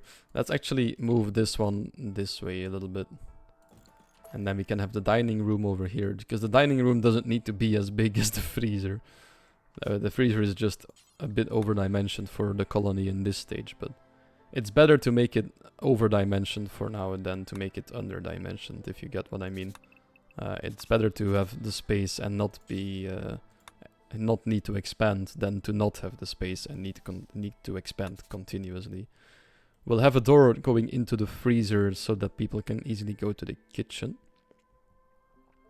Ah, I just realized I have the refrigerator mod on, so we should probably... Yeah, we should probably put the cooking table like this, so they can access it. Really important. Glad I thought about this, even if it is last minute. Was close. We're not building yet though, because we still need some chunks. Oh, Kitten's working on the chunks. She is cutting some marble blocks right now. Perfect. That will be the floor. And probably also the walkways outside. We might make them out of concrete, or we might make them out of blocks. Blocks are, of course, the more nice looking thing, but they do take a longer time to make and to lay down. So we might not use them for the floor. Also, I have it paused. My bad.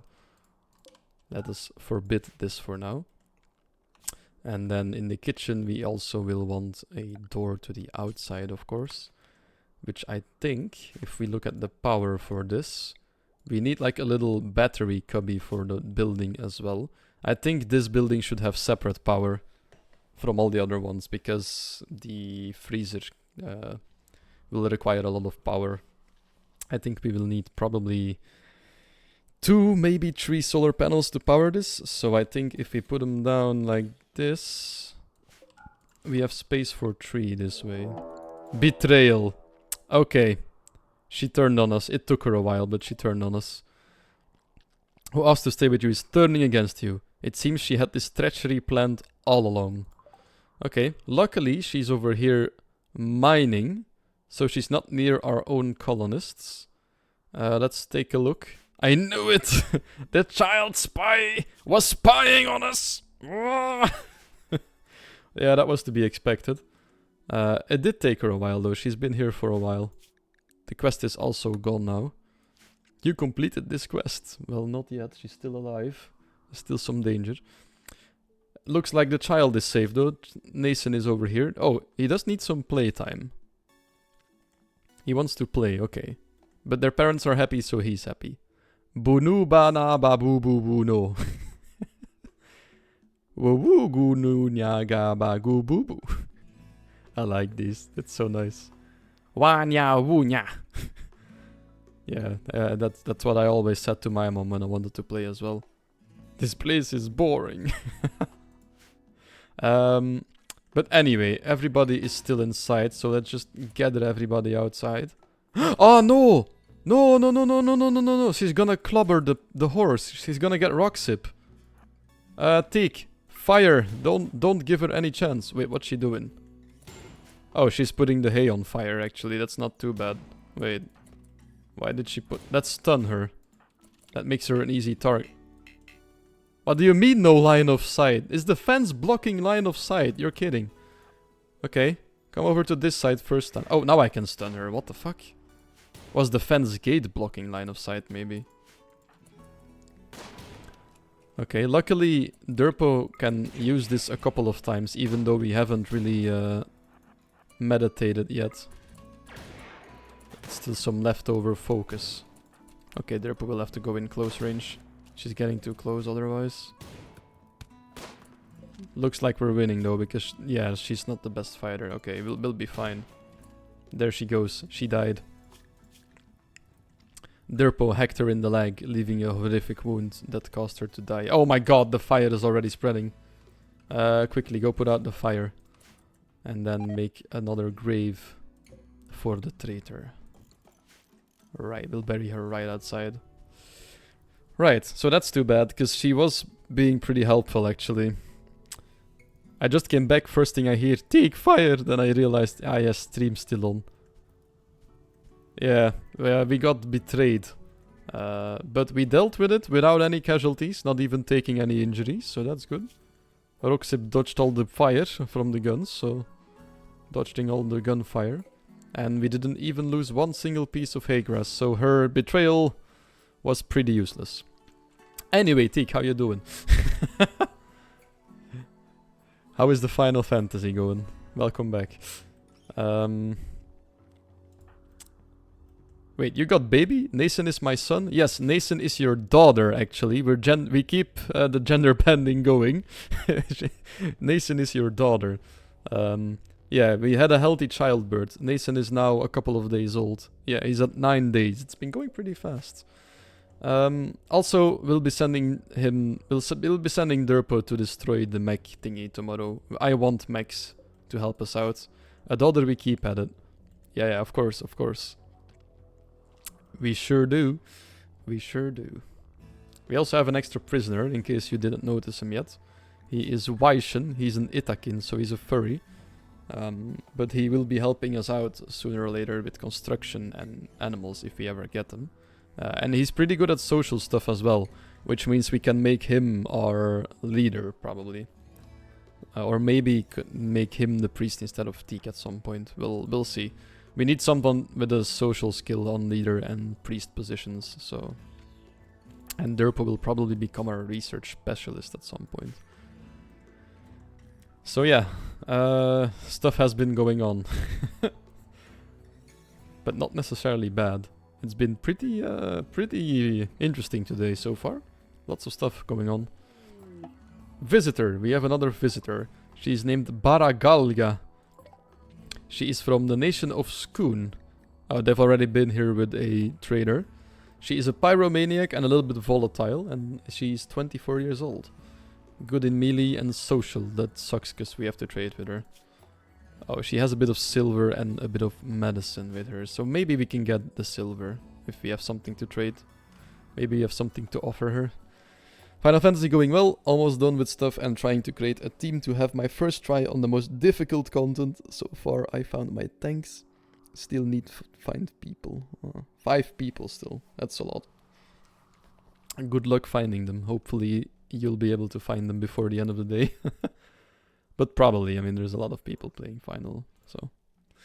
I believe. Right, so as the evening comes to a close, Derpo is playing some chess again. But at least there's no Freaky Wiki in the bed this time, next to him. Next to her, so she's playing chess in peace. Then she went to bed. Nathan is also sleeping through. I'll put Kitten on playing with Nathan a little bit tomorrow, so he's happier, because he doesn't seem to be too happy now. He thinks this place is boring. Well, second day of searching, I posted a new recruitment in the Discord a few minutes ago. Oh, it's already the second day. Oh no. Oh well. Hope you can find some people. Right, Kitten, are you still... Oh yeah, you're very tired, never mind. I was gonna get her up to go play, but... Oh, we got a gift from the guy. He gave us 4 gold before leaving. We also did just straight up forget to trade with him, so Teak, catch up to them please. Quickly go and see. We can sell some stuff to them actually. Oh, we can sell some of our cloth, because we have way too much. We could also get rid of the club, but let's just sell 1 knife, we don't need a double. And let's sell some cloth until she is out of money. Which is actually looking to be quite a lot of cloth. But that's worth it, we can just plant more, so that's fine. Right, there we go. That gives us a little bit more silver to work on, because we bought the advanced components earlier, so we need some more money. It's a static. I wanna build, so it's hoping they watch Discord and they're interested in the same stuff. I mean, you'll find people eventually. We have also achieved gotten our, let's make baby better, our quest, A Ship to the Stars. This is the vanilla quest you get to end the game. So there is 2 ways in vanilla Rimworld to end the game. One is building a ship, which you have to research all the way at the back here, and the ship components are pretty damn expensive. And then you can fly away if you protect the reactor from the ship, because it needs to start up for 15 days, and the people on the planet are like, my god, a working ship, and they will be raiding you for 15 days straight until you have liftoff. Pretty hard. The other way in vanilla Rimworld is via the quest we just got. A friendly AI from your past named Charlon Whitestone sent you a message, and he has the location of a ship that's already fully functional. You'll just have to start it up, defend it from the raiders, and then you can fly away. But the downside of this one, the part that makes this even harder than the base one, this ship is located at the other side of the planet. So you have to undertake a very perilous and very long journey in order to do this. Basically turning your colony into a nomad one. But with the newest DLC, this turns a lot easier to get there. The defending part is still hard, you know, but getting there with the graph ship is really easily done. But we could actually already get a graph ship, but I don't want to yet. I want to stay away from the graph ship a little bit, because I've been playing Rimworld since the DLC came out, I mean, I have been playing a lot of Rimworld since the Odyssey DLC came out, and I've always tried to win it with the graph ship scenario, and as you can probably guess, that's not worked out just yet. So, yeah. We're not gonna be making a graph ship just yet. Anyway, Kitten is still cooking a little bit of meals. Nathan is laying there sleeping, resting in his crib. Teak is trying to convert some more. And Derpo is researching the final phases of how to make some tea from drugs. And after this one is cooked, I'll order Kitten to play a little bit with Nathan, because he's feeling really bored. Look. Wanya wunya. See, he needs to be played with a little bit. No, stop cooking. Go play with your daughter a little bit. Ah, look at that. Oh, she's playing hide and seek with Nathan. Oh, look at that. So cute. Oh, she hugged him. And then she sang to him. And look at that. He's very entertained even. Oh, the research is done. Very entertained. Boo-wa-ba-gooma. Look how happy he is. And that also makes the Kitten and Teak a lot happier, because that means that their child is happier. Nothing makes me feel better than my kid being happy. They're also really happy that he was born healthy.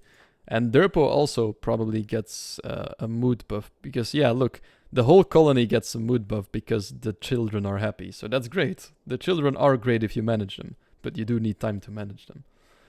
I'm so entertained. Yes, apparently you are. Kitten sang probably Disney songs. Nah. She was probably singing some gangster rap to him, like Eminem and stuff. Yeah. 100% reason to remember the name. Must be. Right. Derpo should stop researching for a bit and go cut some blocks. So we will be putting researching one priority lower, and that should make him go craft. Nope, that makes him go plant. Except if we do it like this, then he should go craft, right? Yeah, okay.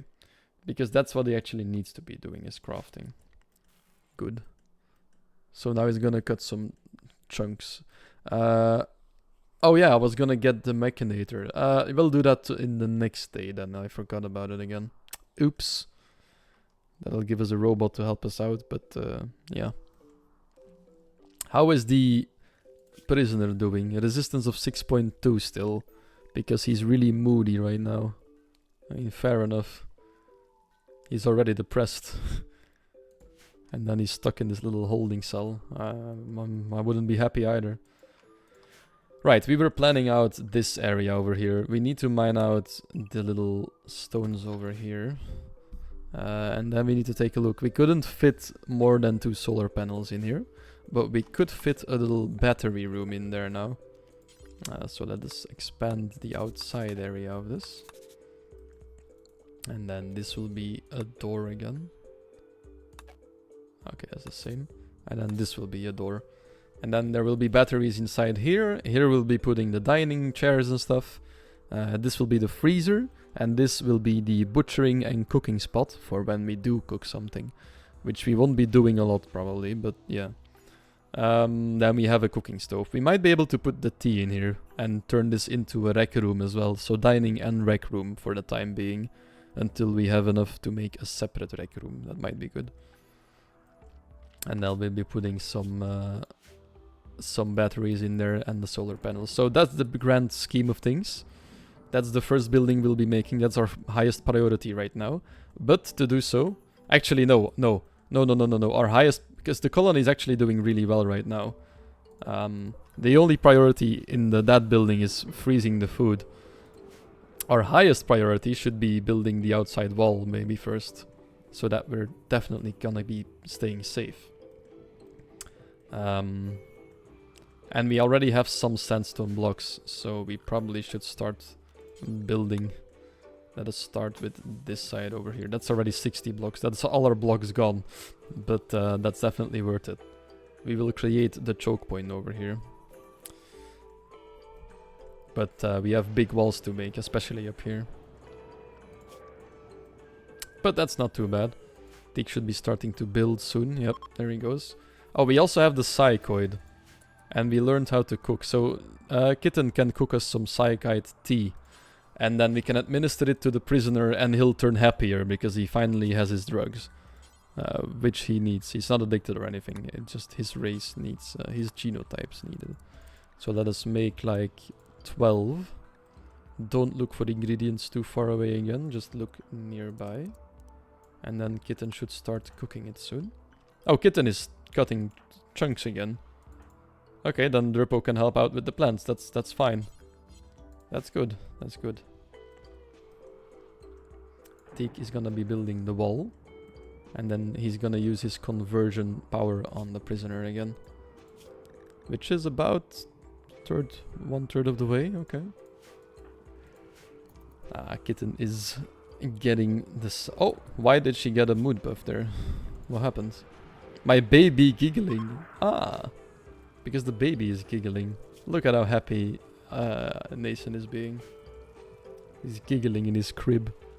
The colony is flourishing right now. Okay, can we administer some tea to him? I think we can. Administer psychite tea. Let's see if that works for the dependency. So feed him and then give him some tea. I hope this works. It might need a crude version of the drug though. In which case we are screwed for it. Oh, it works! Oh, he's a lot happier now. Drinking that tea made me feel great. I love having this energy. So he has a buff because he's a bit high now from the tea. It's not a big high, but a little bit. But the biggest thing is that his mood debuff from the deficiency is gone now. So I think I can do this periodically somehow, but I don't know how to do this. Gear, social, needs health. I don't think I can. Yeah, I'll just have to do it every 5 days manually. But soon they'll be in the colony and then I can make it automatic. With policies and all that. Good stuff, good stuff. We're doing amazing right now. Oh no. There is a forest fire going on because of a dry thunderstorm though. If it doesn't start raining, we'll have to deal with this. Actually, let's... Oh, it's starting to rain. Okay, we're fine, we're fine. The game likes to create fire and then rain it out. If it wouldn't have started to rain, we would have had to deal with this because the fire would actually have spread around the rock. Especially on this side. This side has some natural protection with the water and the rock here. So it'll stop over here, but this side around it can just whoop. And it also threatens our plants. Really important that we don't lose those yet. As long as we don't lose anything right now, we are doing golden. Like this is, we are on track right now. But one major incident could derail everything. So we have to be careful, pay attention to what we do. Now it is not the highest difficulty at all, so it shouldn't be too hard to keep on track. Also guys, I have a grocery delivery today. And it looks like they may be a bit earlier. I turned on my cell phone. I was watching the stream on that when I went to the toilet. Oopsie daisy. Some infinite reverb going on there, otherwise I muted it. But I got a message they might be coming somewhere a bit earlier, so I'm gonna quickly take a look at the delivery and follow it. Actually not sure about the password on this the website. Let me guess. Is it this one? Ah, it is this one, perfect. Let's click on it. No, I don't want to cancel. They're on their way right now, it says. But I can't really see when he's gonna be here. So he might be earlier In which case I will have to pause the stream a little bit. I might just put it on the camera mode though. But the groceries might take a while because I have to get them inside and some stuff needs to go into the refrigerator and the freezer. So I need to put it all away a little bit. Not everything, but most of it I need to put away. Actually, no, there's not a lot of stuff I need to put away. It might go pretty fast. But yeah, it is a pretty big delivery, so... But I'll just put the camera on someone and then you can follow them while they work a little bit. If I zoom out, then you can still... At least you'll have some entertainment still, you know. What the fuck was that? I heard a weird noise again. But I don't see anything, so it should be fine. And after the delivery, I'll also check, because the water should be heated in the boiler now, so I should have warm water. So I'll try that as well, and if that works, then I'll probably take a shower after this. It's gonna be amazing. We decoupled the water on Thursday evening, and then before that we went to like a little party like thing in a park nearby. It was actually really nice, and then when I got home, when we got home, we uncoupled the water, and then we went to bed because a colleague of mine stayed over, and then we were gonna go to work in the morning, and I realized, hey, wait, I can still take a shower. It's fine. I can take a quick shower at work. We have showers there, right? So I went a bit earlier to work. I took a shower, and you know how you wait for the shower water to get warm a little bit? So I turned on the valve at work and I was like, okay, so it's really cold. Let's wait a little bit until it gets hotter. And then when it started to get hotter, I was like, okay, I'll jump under there. But the second I was under there, it turned into like boiling water. It was extremely hot. So I kind of rinsed myself in like big pauses. Because yeah, otherwise I would have just burned myself straight up. It was like somebody cooked water and then just threw like a bucket of that on me. So I didn't really get to wash myself too good there. So taking a shower today will be pretty good. Sounds good, yeah. That's the plan for later today. The groceries. I actually ate late this noon, so I can keep going with the stream for a little longer. I think I wanna go for like a 3-hour, maybe a 4-hour stream. I might just take a break and come back to this streaming later. I don't know yet. Because I'll just be playing Rimworld anyway, probably. Have I said I like the game yet? Oh, no. Don't put that inside. The hay grass is for little rocksip outside. Hold on, let's make some shelves outside then. Oh. I think this is all roofed, right? A roof? Yeah, that's all roofed. So we can make another one. We're almost out of wood again, though. Right, okay. And then let's put some... Wait, what do you like this game? Yeah, weird, right? I don't think it was obvious just yet. Wait, hay grass isn't? Ah, it's just hay. Hay. We shall be turning hay off here as well. And here too. So the hay grass should be stockpiled over there now. So that Roxip can eat it. Would have never guessed. Oh yeah, well. Now you know. Now you know.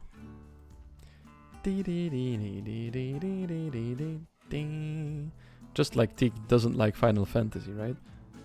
Yeah, definitely. She hates it. Obviously.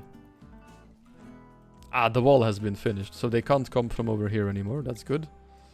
So if people raid us from down here, they'll probably go this way already.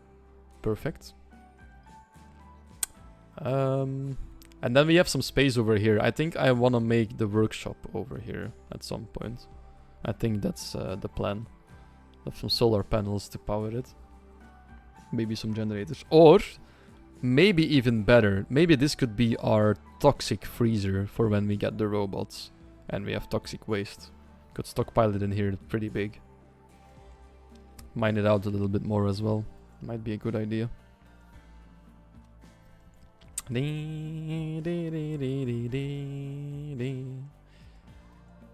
Right, we have 130 more sandstone blocks. Such a shit game. 3,007. It's actually insane. My highest amount of hours is probably Minecraft or League, but I don't really have a counter for that. For Rimworld, I have 2.77 hours. K hours. So I have like 2,770 hours. And I'm like, that's insane.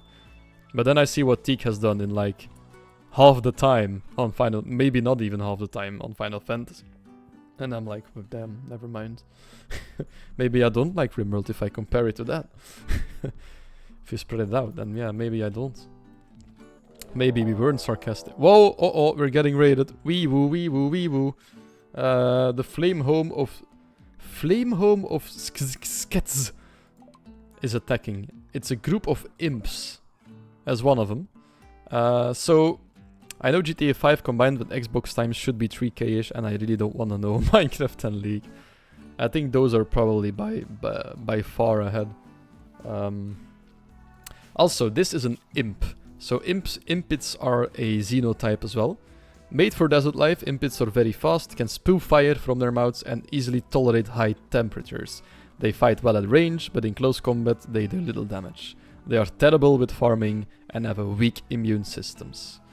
So basically we want to get close to this guy, because even with the melee, they're not too great at it, I think.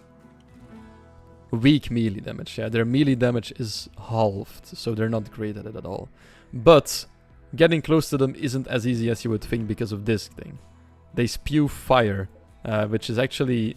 Fire is the only, or one of the only forms of CC you have in Rimworld, and it is hard to deal with. Because if a colonist is on fire, it'll just... Or a creature is on fire, it'll randomly run around until it's extinguished, or it collapses because of all the burns. So it's a really hard condition to deal with. Maybe the hardest. Actually no, maybe medical. If you take medical into account, it's not the hardest, but in mid-combat, this is like a big thing to deal with. But we should be fine. We just give Nathan a knife and... No, I wouldn't dare. Right. Also, we have the cloth. We should make some clothes soon as well.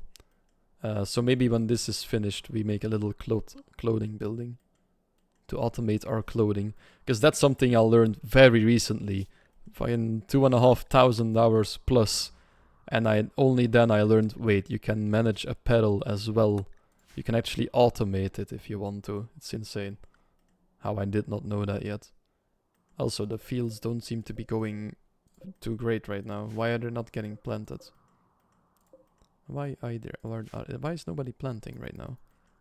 Because Steak doesn't need to build anything, so... Oh, they are beginning their assault. We shall be taking our defensive position over here. They are gonna be coming through our choke point already. So that's good. And I will put Teak over here. So the range on a short bow isn't too big, so we should be outraging her. Maybe the revolver doesn't. Let's put ourselves back a little bit and then start moving up. Because apparently they're melee damage. Oh, wait. Wait. I can take them. Throw me at them. I wish I could. Oh, maybe we want them. I just realized we may want them.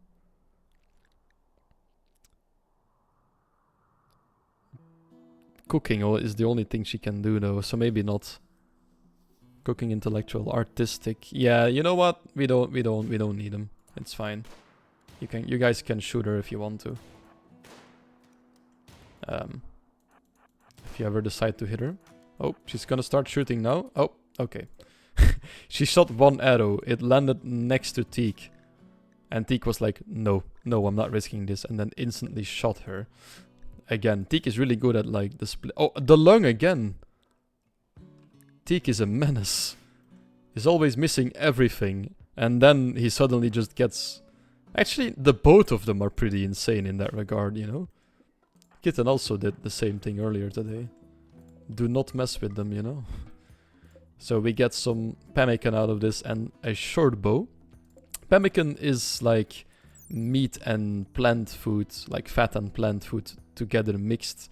It tastes really bland, but not offensive, so people don't dislike eating it. They won't like it, but they won't dislike it, so no mood changes. And it lasts a very long time without refrigeration. So the tribes use this a lot for traveling. You have this researched at the beginning, standardly, I think. Never mind, I still need to research this. But yeah, you can make this yourself. But usually, yeah, your colonist will automatically fill up on it if they need to. But usually you just research the packaged survival meals, because those hold more value than the pemmican, usually. But you still need to research that, and that costs a lot more nutrition to make, so it's not as cost efficient as pemmican. But it is a bit easier in use, I think. Okay, so Durpo will be cutting some more blocks from a chunk. Kitten is playing some horseshoes. Durpo doesn't need any entertainment right now. And Teak is going for a morning walk, while Nason is lying there resting. Very, very drowsy while resting. Woo woo ba ga ma boo. Ga ga goo nya. Yeah. Needs to rest a little bit. He'll probably fall asleep soon. In the meantime, we have a scattered nose here. Oh, he needs to be fed soon. Teak, can you... yeah, he's already grabbing a simple meal for him. Perfect. And then after that, Teak will be building some shelves. And after that, he should be continuing his plant work. And actually, Turpo, now that it's morning, go and attack this thing over here. Melee attack it. Until we get the transponder out. This will take multiple days, because that thing, like 3000 health points is a lot in Rimworld. Like that is a whole lot of hit points. So yeah, that'll take a while. Teak is first gonna talk to some prisoners. Ancient mech. Aha. Passing near the remains of an ancient Exostrider mech, Durpo noticed an intact transponder inside. If you get the transponder, you could reach valuable information, but it is smashed and fused into a solid piece, so you must destroy the mech suit, in order to retrieve the transponder. The incendiary weapon cell looks unstable and will likely detonate after you do some damage. So we need to actually keep watching this, because if it does explode, the explosion is pretty big if I remember correctly. And Derp was just hacking away at it with a knife, so usually that means that it will probably explode. It's not the most safest option for defusing something like this, but he might actually get through it in one day. It's going faster than I thought it would. Yeah, he's got this, In the meantime, Teak has built the shelves, hopefully. Yep, so the hay grass should be going in here now. And he's gonna repair the wooden barricade and then go back to plant work, hopefully. And Kitten is breastfeeding Nason right now. Okay, so let's keep watching over here to make sure we can steer Durpo away when it's gonna explode. Maybe it won't explode though, maybe we're lucky. Looks like it so far. The cloth pants worn by... the waster's pants have deteriorated away to nothing. Okay, maybe we do need to rush the apparel a little bit. Oh, no. It's exploding. I don't know how long this will take, but it looks like... Okay, yeah, we're fine, right? Oh, that's starting a forest fire, though. Shit. But it's far away. And it has to cross multiple stone parts, so we should be fine if we let this just go. Oh, but the transponder is in there. Is this fire resistant? Flammability 0%, okay. Okay, we should be fine. It's not flammable. All the animals are like, panic! No! What's happening? But yeah, so we can just leave it there, right? It doesn't deteriorate? Yeah, okay. So we can just let the fire rage for a little while and then we can go pick it up. Oh, it started to rain! Praise the gods. Okay, so Durpo, can you go pick this up and decrypt this, please, at the research bench? And then we should be able to start our mechanoid quest line to make our own mechanoids and stuff. Really important, really cool stuff from biotech. We'll try to meddle in most DLC stuff. I'll try to showcase a bit what the game holds. Quest available, Ancient Wreck. You have decrypted an ancient transponder revealing the location of a mechanoid ship in orbit. The ship is badly damaged, but you can signal it to land nearby. The ship contains the remains of a long-dead mechanator. Mechanators can create and control mechanoids for work and combat. By extracting the deceased mechanator's link, you can turn one of your colonists into a mechanator. But beware, the ship also contains hostile mechanoids. The mechanoid group is composed of one Tesseron. Usually you don't know exactly, if you haven't played the game, what a Tesseron is. There's multiple types of mechanoid enemies, and a Tesseron is one that wields a laser weapon, which sets people aflame when they hit them. So that is actually a bit unfortunate. Out of all the mechanoids that can be in there, this is an annoying one to deal with. You kinda need to get close to him to stab him so he can't fire the laser anymore. But getting close to him is difficult in open terrain. So you need to be a bit lucky with where he lands. If he lands over here, for example, you can bait one laser, make Derpo go around in melee and start meleeing him.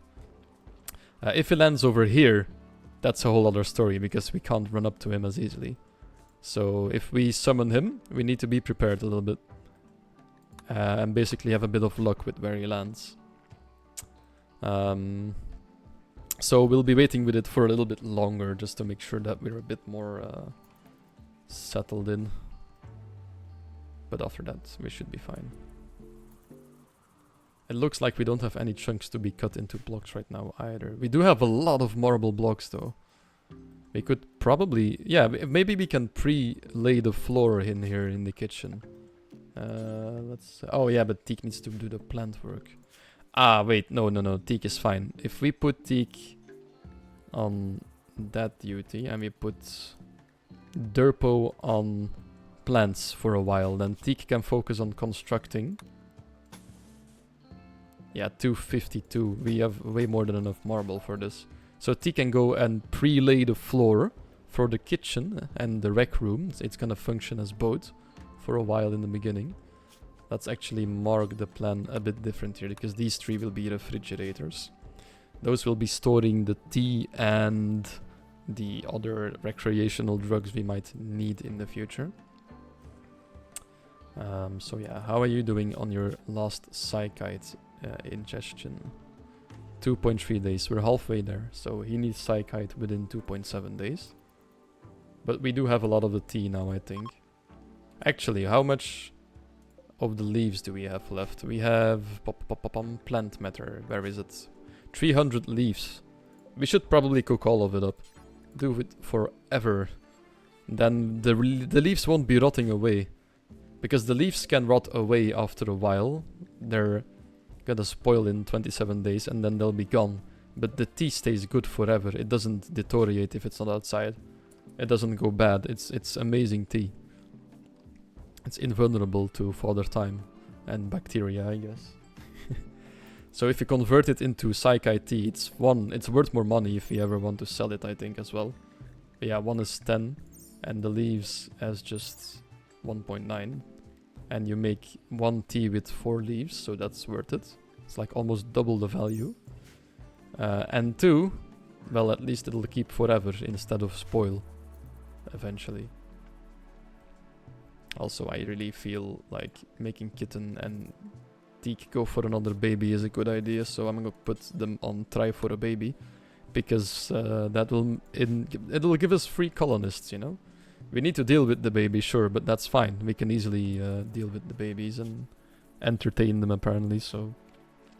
And it'll take them a while to get pregnant, probably. It won't be happening instantly. If we're lucky, it does, but... it probably won't. Right. So Derpo's going up, is getting up and goes for a morning swim again. Kitten is taking some breakfast and then also going for a swim. Okay. So Derpo gets out of the water, is like, hey, the water's just fine, go swim. And then Kitten is going to take a swim. And Teak is sleeping in today because he's pretty... oh, holy shit. He's pretty tired, but he's been freaking with Kitten like 6 nights in a row, so you would probably get tired. You would be tired for less, you know. But now that he's up, he's gonna go feed the prisoners. Kitten just took rice to her inventory. Oh yeah, she's gonna cook a little bit. And Durpo is now focusing on the plant work, so that Teak can focus on building after dealing with the prisoners for today. So he's at 2.1 resistance. He will be joining the colony soon. And then Waishen will take a little longer, because we're still converting him to our belief system.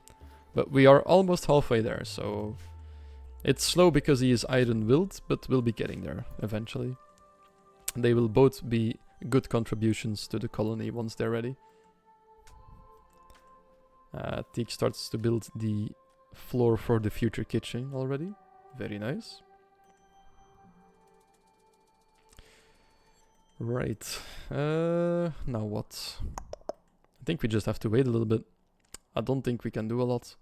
Kitten will now start to make psychite tea from all the leaves, while Durpo is doing plant work, and Teak is just laying some floor and dealing with prisoners. So yeah, not much to do right now. Ah, wait, actually, the faster we do the mechanoid, the faster we have a bot that can haul stuff to the right place. So maybe it is already time to deal with it. Right. Let us summon the ancient wreck and get ourselves a little bit of a battle. We'll just all pray to God that it doesn't land in an open area. So the mechanator ship containing feral mechanoids has crashed nearby. The mechanoids will exit the crashed ship and prepare to fight. Oh, okay, he's landed in a good spot. It's easy to sneak up on him here. So there is the Tesseron. He has a beam greaser equipped. A Tesseron is a medium-ranged combat mechanoid. While it's fairly vulnerable to attacks, the Tesseron's sweeping beam grazer can pierce thick armor and even ignite shielded targets.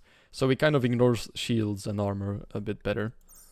And then there is Petronella, a dead mechanator. She's been dead for 11 years.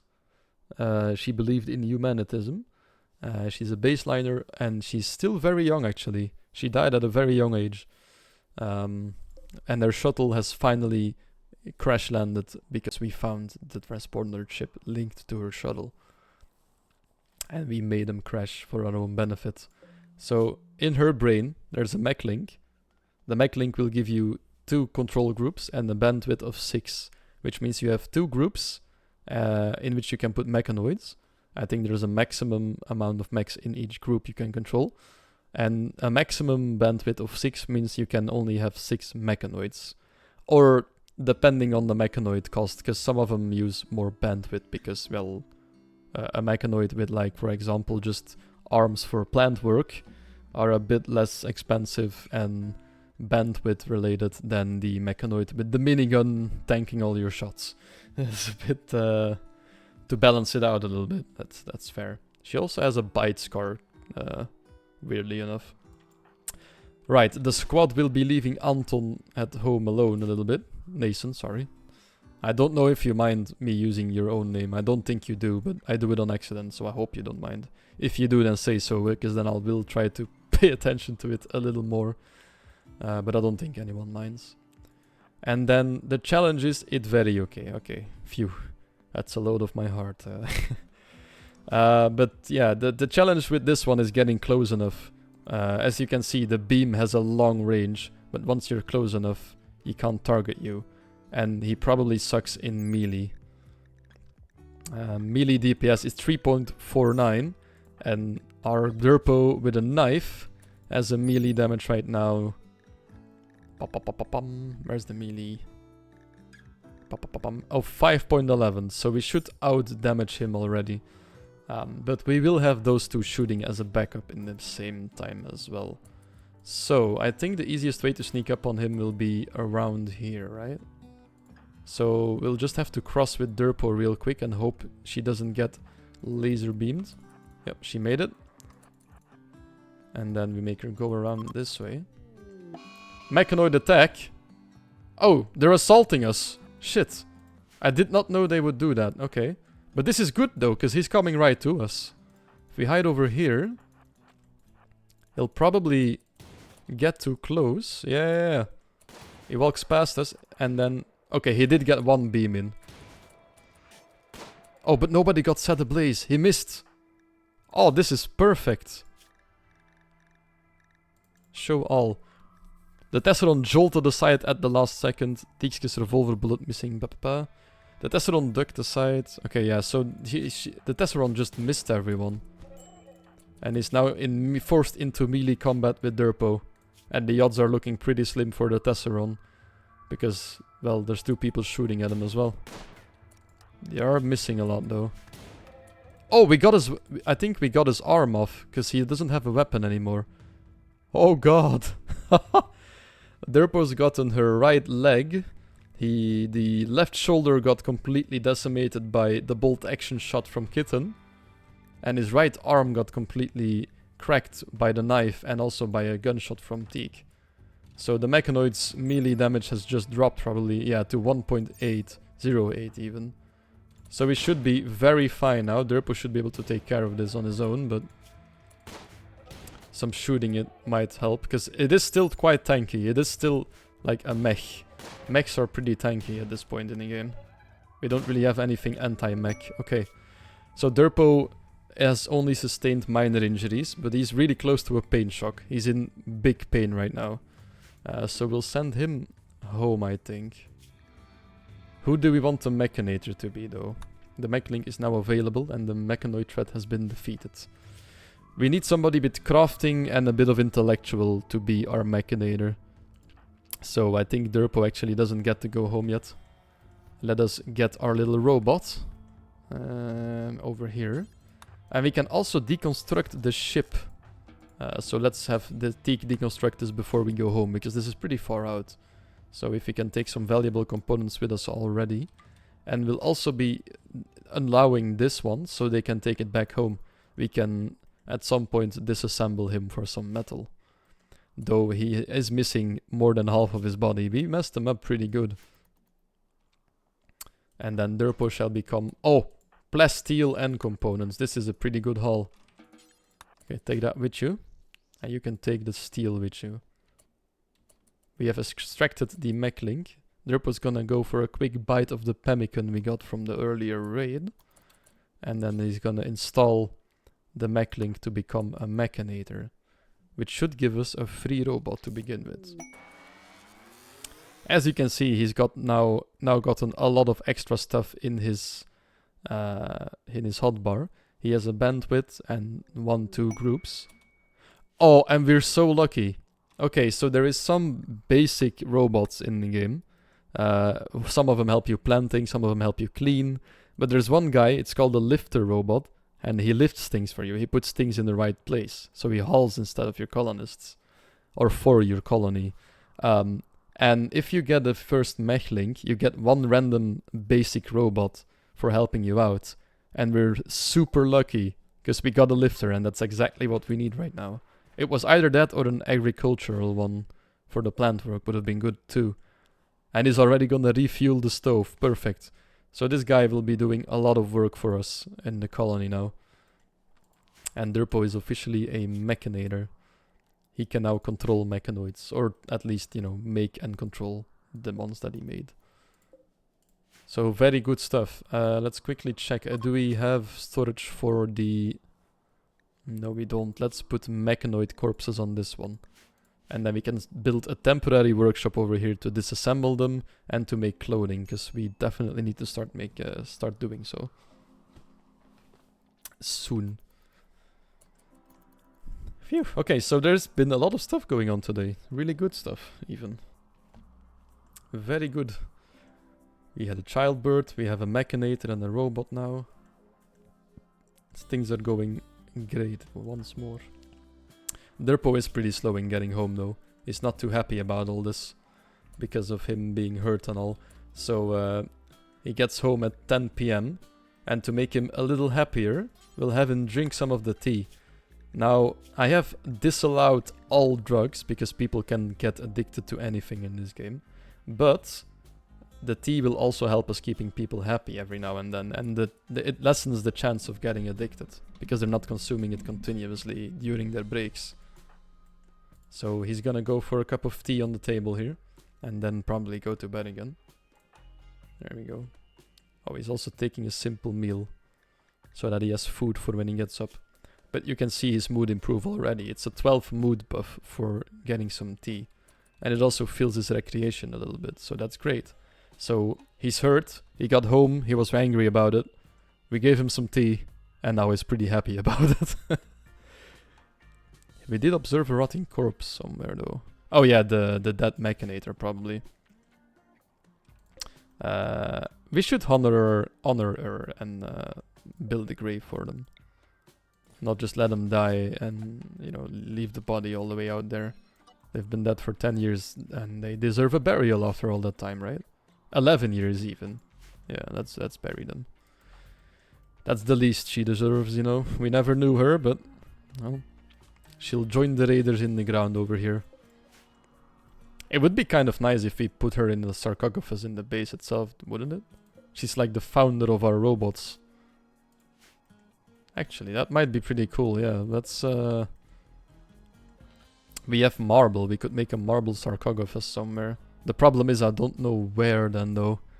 We'll need a little graveyard for the colony. Just in case any of our people die as well. We could put it over here maybe. Make a mausoleum area. Yeah. Let's plan our road outside. We can make this pretty quickly. We'll use grey for an outside road. We want it to be 3 by 3. And it will be running alongside like this. And then like this side of the building. Actually, no. A bit farther. We may want to have like a... if we go all the way over here, how many spaces do we have left? How much is this? 6. So we have a 4 by 4 room. That's not enough. If we go a little bit further with this, then we have a wiggle room to put bedrooms next to the kitchen that are already getting some power from the kitchen block. That's maybe a good idea. And then we can have the road going like this, and we have 10 by 10. Oh, that's a bit big then, maybe. Ah, maybe we should just buy, like, make a big barracks at the beginning. Then we can make it look really good, and they won't have a big mood debuff because of the barracks sleeping. We do have an eclipse right now, but we don't get influenced by it. We don't have any solar power yet, so we should be fine. You know what? No, maybe this is a bit too big. This is gonna get us 8 by 8 bedrooms. Let's go with 1 less, maybe. With 2 less, which gives us 6 by 6. 7 by 7 should be fine. So let's make it a bit smaller again. No, a bit smaller I said. So we go this way. Okay. Did I count correctly then? So 9 by 9, 2 walls each side. So we have 7 deep. That's actually big. I don't think I usually don't build bedrooms this big, but it'll make them happy though. And if you make it a big barracks in the beginning, we don't have to worry about too much. Because now they all have a mood debuff, because they are sleeping in a slightly impressive barracks. If we make it impressive, then, you know, they'll be pretty happy. I don't know if it goes positive though. It might still be a debuff, but at least it'll be a small one. I'm gonna look that up actually, because I don't know. One of the few things I don't know by heart, because I usually give them separate bedrooms. Barracks. Oh, there's like a Reddit debate going on, of course.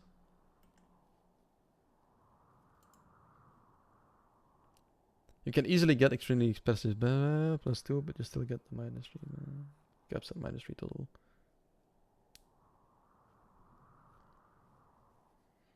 Ah, okay.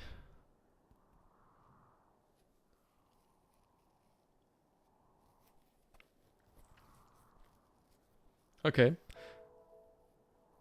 People think that barracks are optimal, apparently.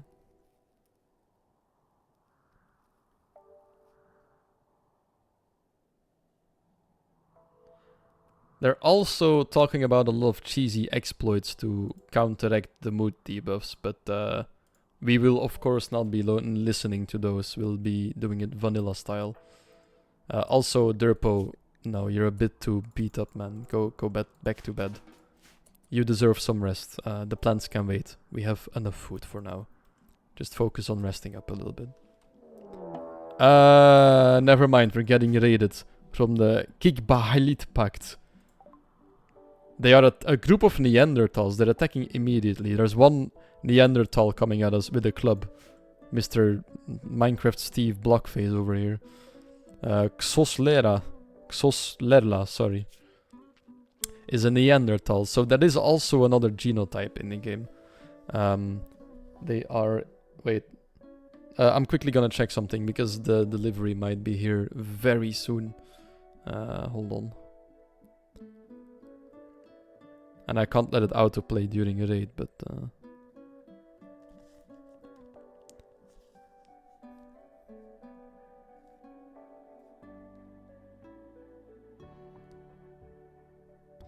Yeah,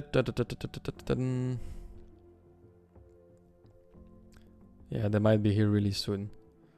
But I don't think I actually have to prepare anything. I just need to go open up and give them back one tray, so... I'll just continue, and then if I have to disappear, then the stream might be stuck on the raid, but yeah. So they are attacking immediately. Neanderthals are pretty bulky. They're stocky, powerfully built humanoids, and they are hardy and difficult to injure. Their strong immune systems protect them from infection, but their minds are less adept at intellectual and social tasks, and their impulsiveness can make them dangerously aggressive. So this is basically a highly aggressive tank of a dude. They are slow runners, though. We should be able to kite them using our guns.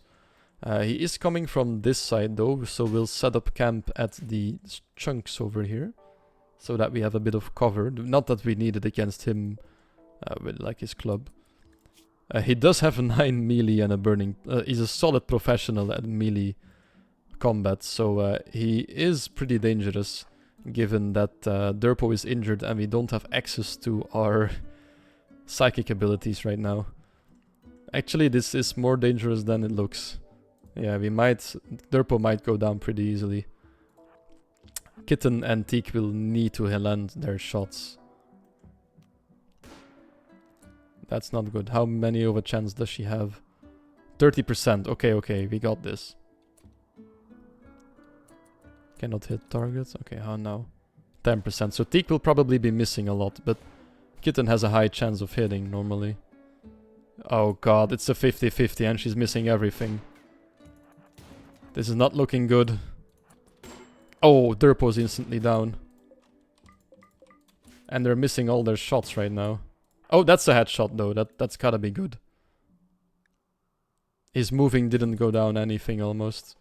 Okay, let's have Kitten and Teak back up a little bit. Teak will now take the role of running away a little bit. The good thing is that Derpo might get up at any point, because it's only the pain shock. Problem is he'll be really slow. Okay, Kitten's hitting shots now. This guy would actually be a good addition to the colony, but I can't risk going into melee combat with him right now. Because my melee guy is battered because of the mechanoid. That's bad timing. Because this guy is good at plants, we can use him so bad. But we might have to just kill him. We don't really have a choice. If he goes down by pain, then sure, we can try to take him in. But we can't go close to him, so he might just die to a gunshot. Yeah, he died. But it's actually a relief that he's gone, though. I'm already happy we didn't lose anyone or anything, because this was gonna... For one Neanderthal, this would have gotten quite scary, actually. Phew, okay, we made it. Now we can continue on with our regular Rimworld night. Actually, no, it's morning. Yeah, it's an eclipse, right? We just don't have any light. Oh, look at the little robot. We should give him a name. He's helping us haul stuff around. We should give him a name. How do we call the little robot? Anyone have any good names for a robot that just moves stuff around? We need a cute robot name. Brent. Okay, yeah, we'll name him Brent, and then the next colonist will be Smilesfire. Perfect. It's actually a good idea, yeah. Oh, yeah, let's put some dots in there. Yeah, that'll make him a real robot. Yeah, perfect. And with capitals, of course. He's our BRENT. Perfect. Perfect. Can we follow him if I press the button? Oh, we can follow him. Oh, that's perfect. Hell yes. Okay, so if anyone can tend to their wounds, that would be pretty good too now. Solar flare. Okay, we're getting good events now because a solar flare has begun. The intense radiation will shut down all electrical devices. It should pass in about a day.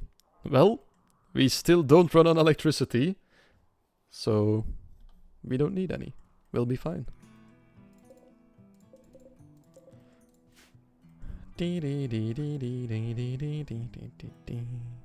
Yeah.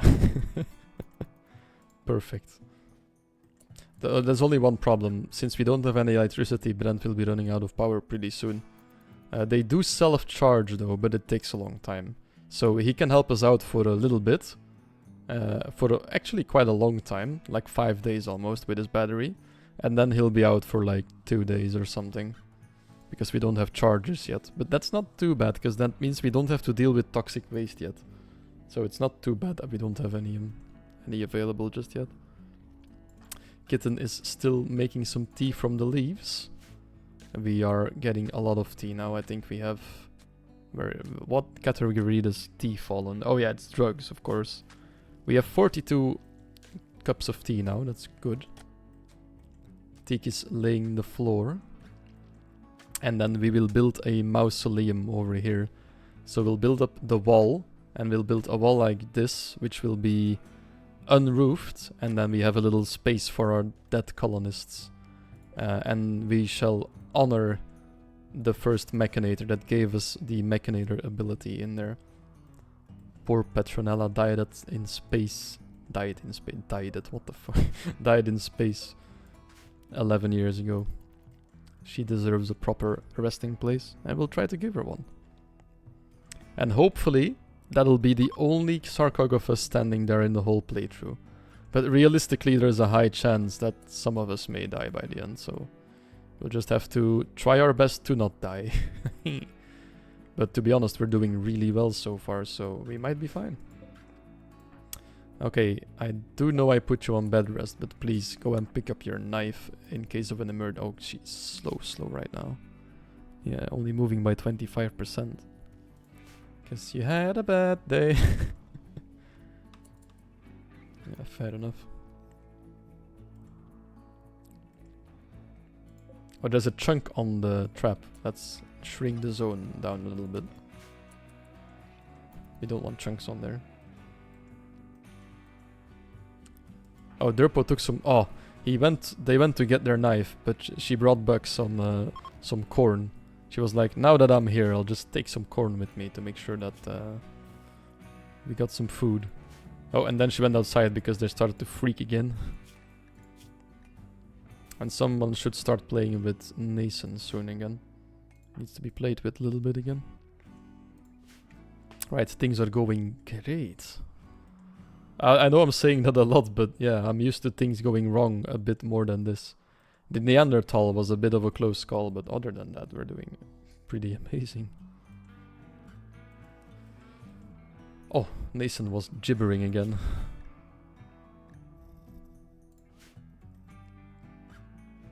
Giving them a mood buff, probably. Baby giggling, yeah, look at that.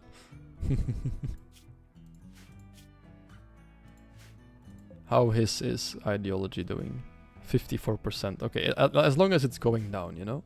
It's slow, but at least it's going down.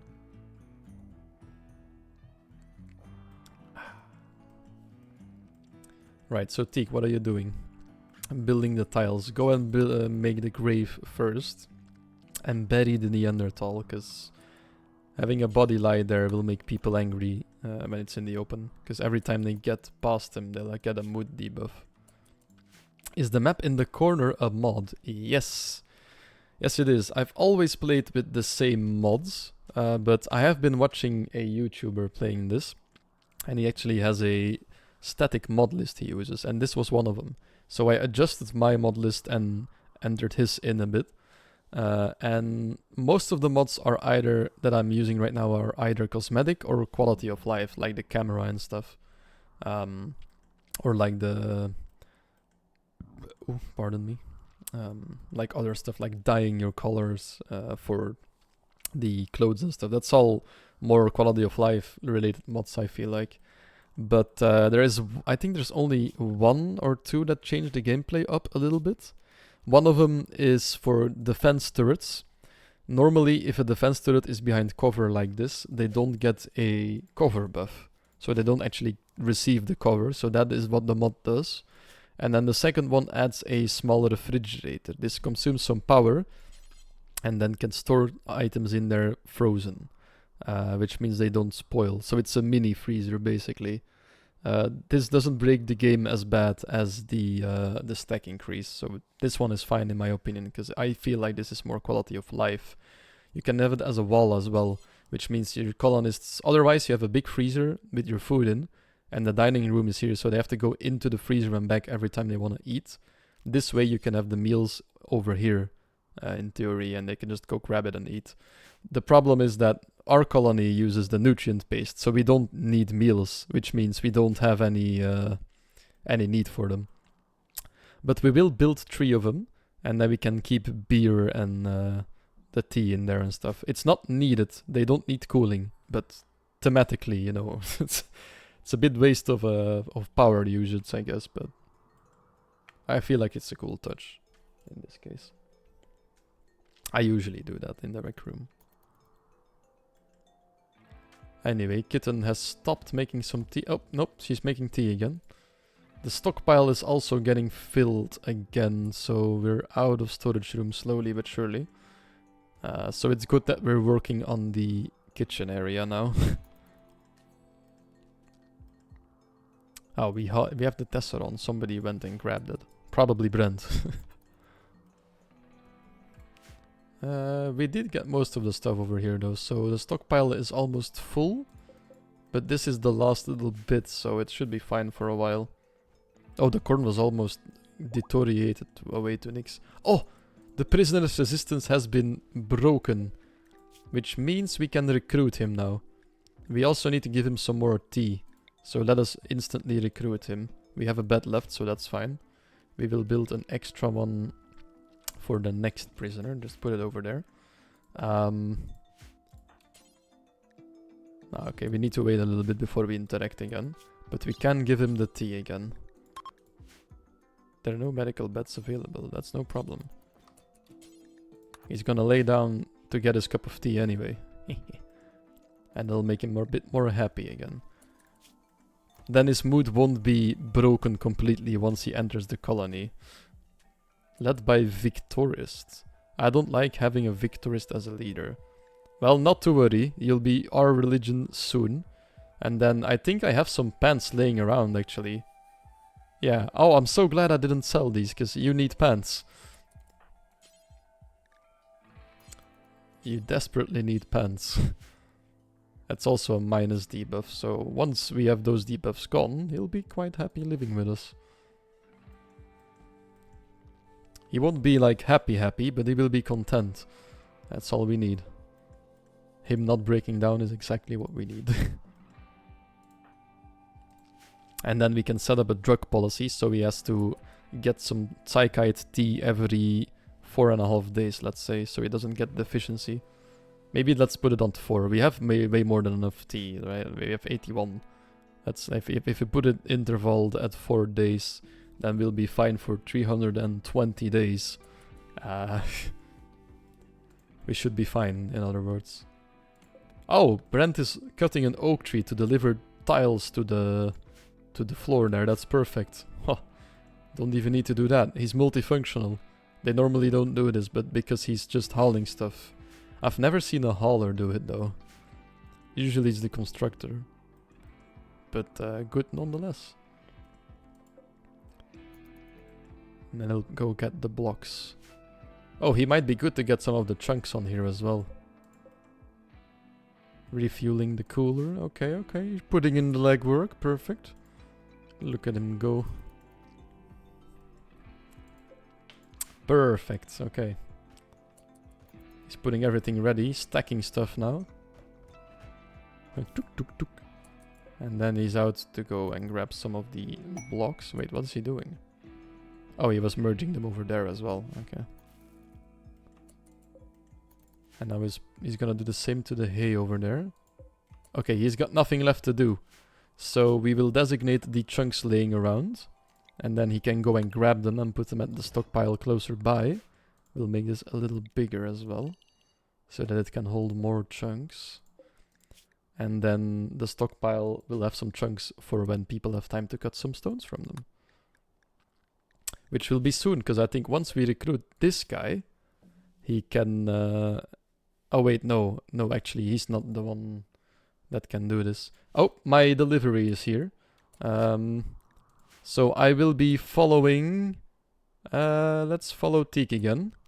For a while, I'll be muting and I'll be going to accept the delivery. I'll be back in probably like 10 minutes or something, tops, I hope. So I'll be back. See you guys in a bit. Have fun following another day in Teak's life. He's about to get up, hopefully. So yeah, see you in like 10 minutes.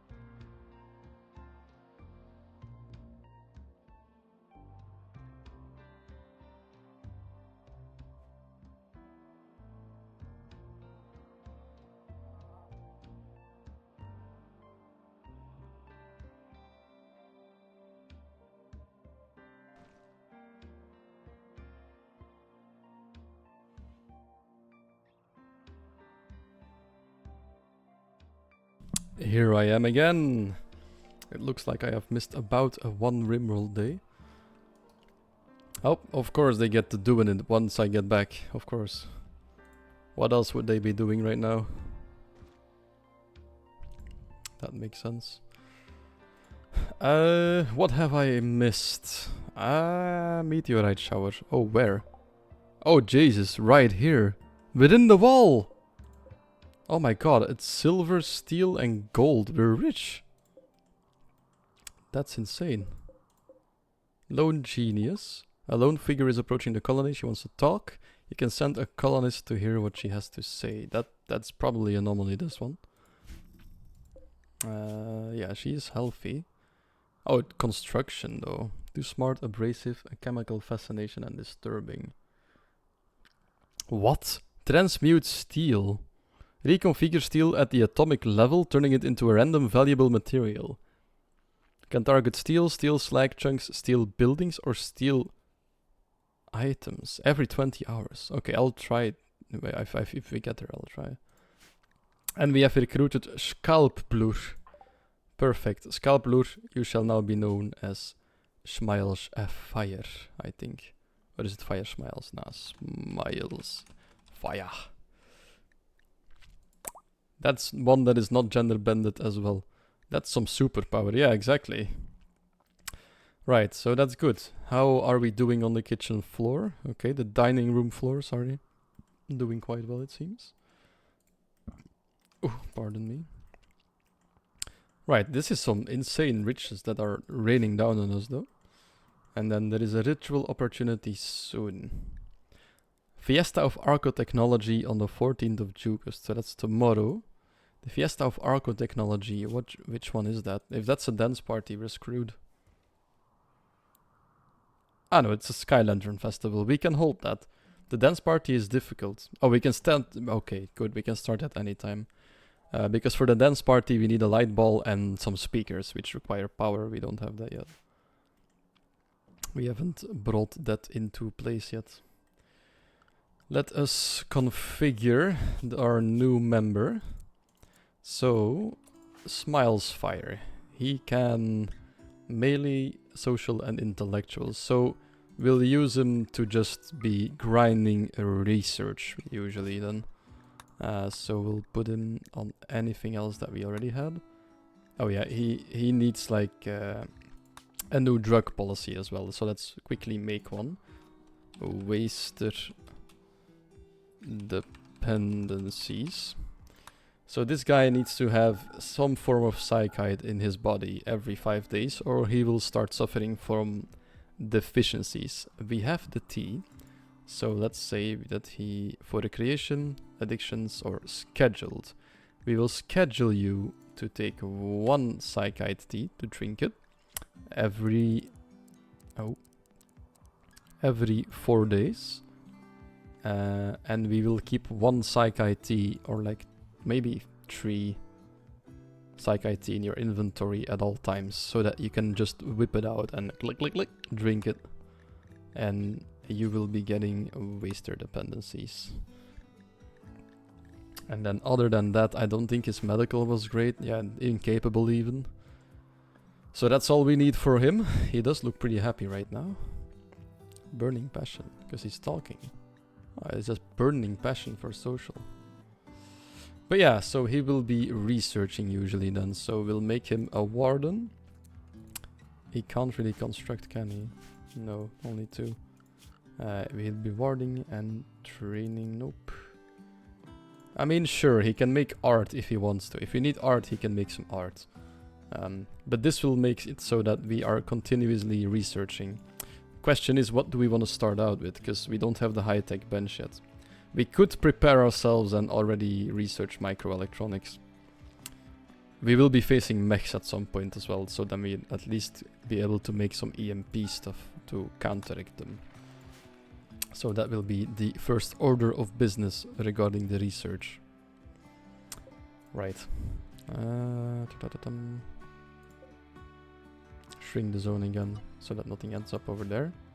How is little Brent doing? Sure, he's got 1.5 days left in him before he powers down. So that's still some time, you know? He'll be fine for a while. And when the floor is done, we'll start building the wall. I don't know if anybody's been crafting more blocks. It looks like it. Looks like it a bit. Is there still tea to be brewed? I don't think so, looking at this. Okay, there's only one more portion of tea that needs to be made. So that's good. The plants are being planted by Durpo, perfect. A firekeeper is passing by. He's named Orange Llama. What a name. Okay. Let's go talk with Flutter, the... what was it again? Visitor ignored. Becoming increasingly upset. Select... Act quickly, they don't like being ignored. Excuse me, what will he do to us? Trees ravaged. Oh. Oops. He believes in like animal stuff as well. Recent forests. This like genotype. Okay, we'll go talk to him. Smiles has a knack for social stuff. So he can go and talk to Flutter. And let's quickly send anyone here, because if she is angry for some ever reason, it is anomaly, this one, I think. The strange figure keeps muttering about some scientific breakthrough. All she needs is a lab. If you let her stay, she will share a vast knowledge with you. It's hard to tell whether she's insane, or a genius, or both. She claims an extensive knowledge of alchemical practice. She can, using unknown architechnological influence, transmute steel into various valuable resources. She may be very useful, but you also sense there is something Flutter is not telling you. I mean, I think we should let her join. If she can actually... Like, the ability says it transforms steel into... valuable material, but what valuable material? Like plasteel and gold, or... Because then that might be interesting. Let's let her join for a while. We do need... Oh yeah, we already have a bed, which means we need another reserve bed. We're running out of space in here. Next to the butcher table might not be the best place. We'll just have to have them sleep next to each other. Okay, and she... Oh, she has a charge lens. Holy shit. I think we should swap that out, actually. We can make her drop it. And then Kitten can get the charge lens. And then Teak the bolt action. And then Flutter can have the revolver for when she... If she is gonna betray us, then we just stole an amazing weapon. Those that don't know, a charge lens is a space-age weapon. It's basically a laser sniper a bit, but with less range than a regular one. It fires a single shot at high velocity, charging it with unstable energy as it leaves the acceleration rail. It is worth 1.3 thousand silver. Like, this is very late game weapon. Good shit to get already, you know? Second, we landed over here. Let's go and try using that convert power. Transmute steel. What will you make of this?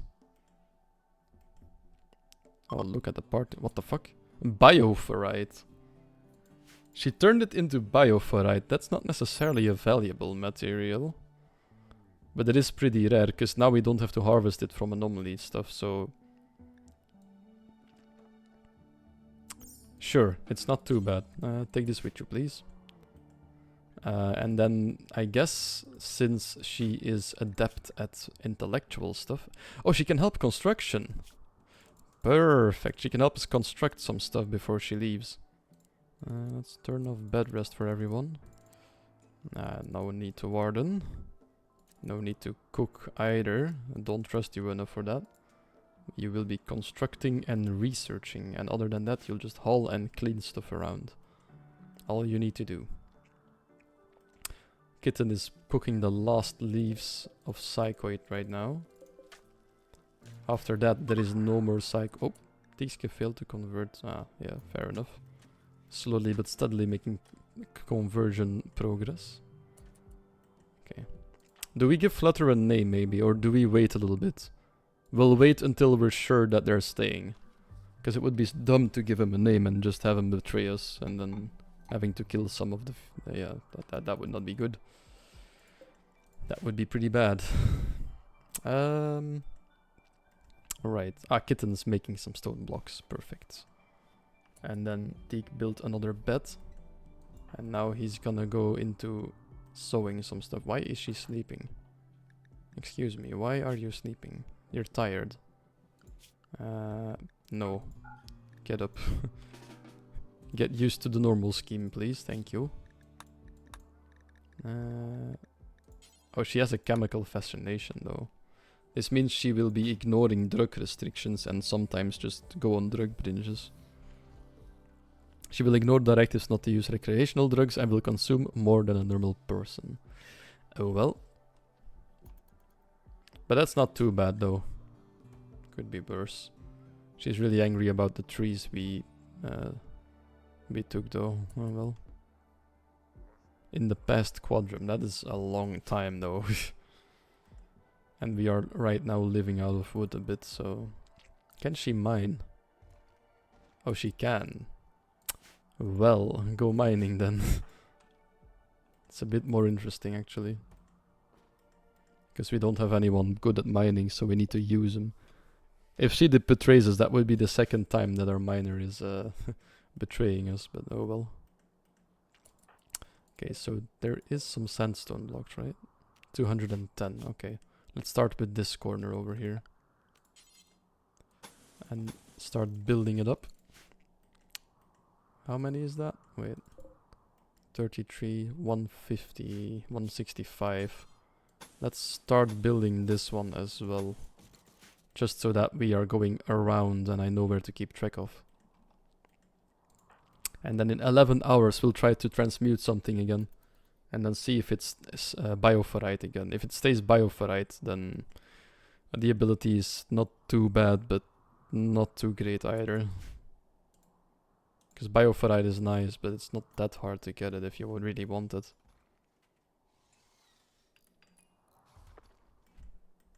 Construction budget, yeah, fair enough. Work frenzy. Durpo is in a work frenzy, perfect. She'll work faster for a period of time now. I think you need pants though, don't you? Oh no, he's already wearing the pants, okay. Fiesta of Arco Technology Opportunity. We'll be jumping on that. We'll make a ritual spot. Let's do it over here. This looks like a cool spot to do it. Between the meteorites that came crashing down from above. This is a yearly event for our belief, apparently. We have like a certain date in which we celebrate this. And during this event, participants will assemble wooden sky lanterns while socializing, and then release them and watch them drift away. With our expectations right now, there is a 90% expected quality, which means there is a very big chance of this being good. They will make a lantern out of 4 wood. If it is beautiful or unforgettable, they might attract a group of friendly visitors. They might regain full psi focus for those that have it. And some of the participants are sleeping, they will be woken up. And we will get development points for our religion. The development points make it so that we can review or add some options to our ideology at certain points. So that's good. Flutter is not too happy right now though, but... Baby crying, oh, well. Nathan was crying apparently. Oh, look how beautiful. While they're all socializing and getting to know each other. Oh, Durpo has not got many friends now. It's just Teak and Kitten. Flutter murmured softly to Durpo about the inevitable fall of civilization. Wait a minute. Oh no. I'm a crybaby. This is not good. Flutter has been talking about like bad stuff to people. Inhuman rambling. Oh, she's not making friends at all. Unsettling conversation. Okay, Flutter will be betraying us, I can already tell. Oh well. Extreme break risk. No, not to worry. A beautiful fiesta. We got 3 development points. Lovely. Flutter, get some tea. I know you're probably gonna be betraying us, but the tea will make you a bit happier. At least you won't have a breakdown before you do betray us. Inevitably. Yeah, well.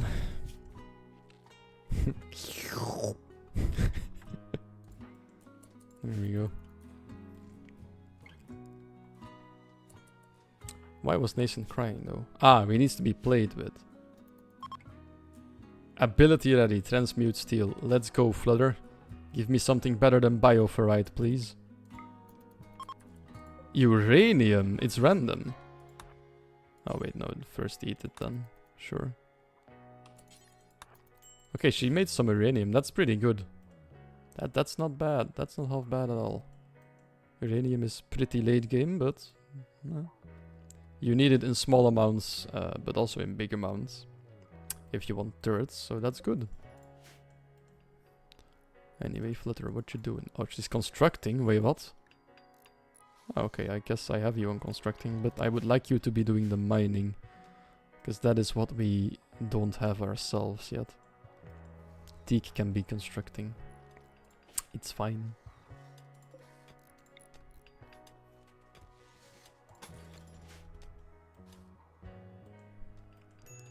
So Kitten is making some more... Oh, she's cutting the blocks. Perfect. Brent is hauling stuff around, of course. Teak is gonna talk to the prisoners and then finish working on the wall. Derpo is making sure the fields are filled with crops. And Nathan is just sleeping. And Smiles is researching. Perfect. Flutter is mining. The colony is being really busy. We should probably have Kitten play a bit with Nathan after this chunk is done. To make him happier.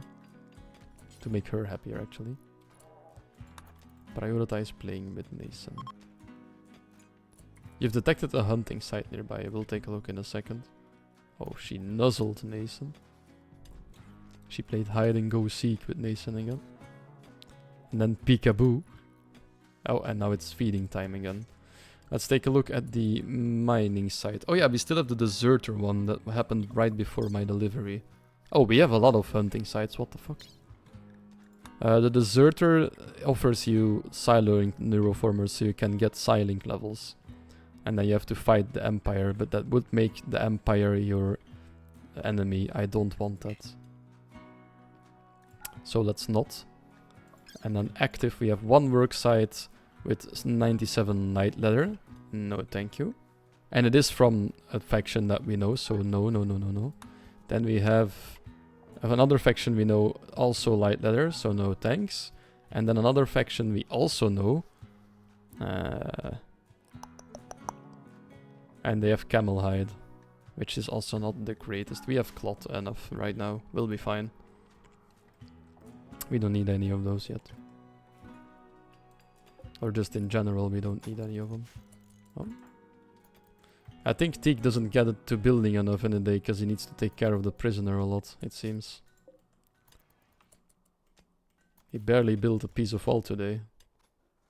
Oh, maybe he can finish a little bit. Flutter is turning unhappy again. Drink some more tea. There we go. That'll make you happy. Right. How much hay do we have? 500. Okay, we'll be fine.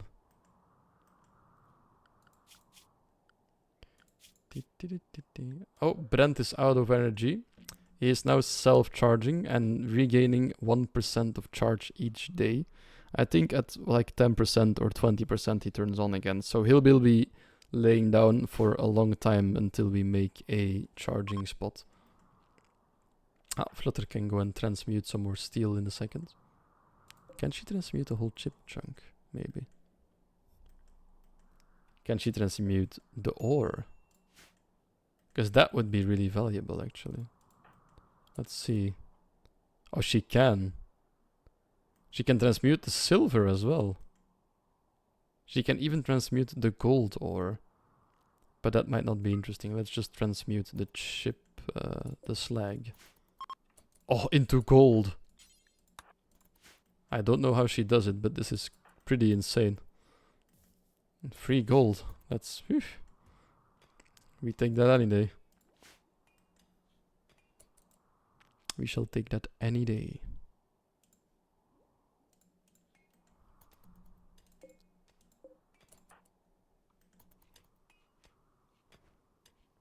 Nathan be giggling again. Yeah. Let's follow Teak again, because I want to see how many times he needs to go do something else than build. I feel like he's not doing a lot in the day because of the prisoners.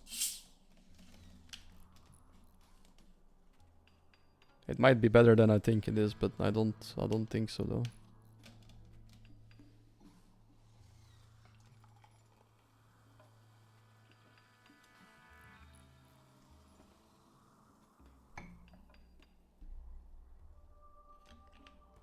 Yep, there he goes. He built 2 pieces and now is off to convert Waishan again. But I guess that's why we're converting her slowly, him slowly though. So maybe it's not too bad if he spends a lot of time doing that, it's still useful. And once the prisoner is converted, we don't need to do that anymore, so yeah.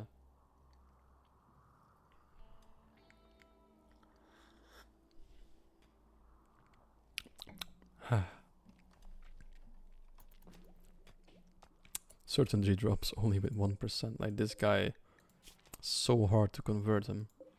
But we'll get him eventually. Okay, Teak is gonna build another 2 pieces of wall.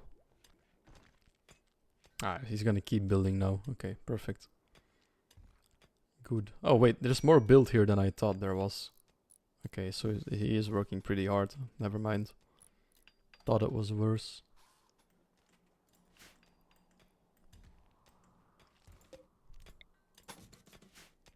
And Flutter is making sure we have some steel in the stockpile now too, so that's great. It's going so well right now again. Oh.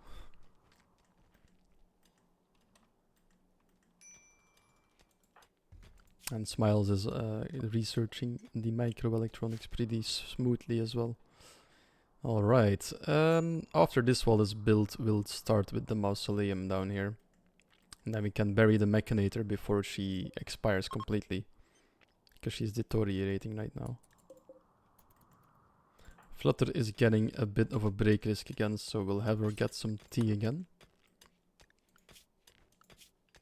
There we go. And she's gonna be playing some horseshoes. Teak, where are you? Oh, he's outside the wall now. Going swimming. Oh, fair enough. One thing I do need to keep track of is that the home area doesn't go outside of the walls. Because people will go out and clean this. And you don't want them to go out if they don't need to go out. Obviously. So, but it automatically expands while you're building, so I need to keep track of it a little bit. There we go. That'll do for now. Dun, dun, dun, dun. Oh, we can transmute steel again. Is there any slag left on the map? Mechanoid slag chunks. Oh, and regular steel as well, but all the way over there. And then all the way over there. Okay, so we can send them up there to do it. That's fine.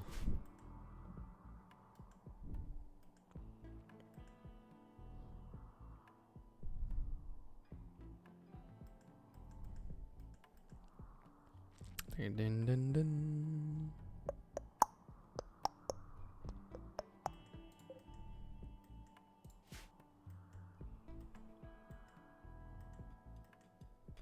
Look, oh, Derpo is even helping with digging right now. There's no plant work to be done. Out, because this one is turned off. We could plant something else here for the time being. Because we don't need more dyes, but we could plant something else that's useful. Maybe some hops. We can brew some beer if we research it after. Yeah, let's make some beer soon. Hell yes. Really important. We can't have a Belgian running a Rimworld colony without beer in it, right? That's illegal. And he can convert once more.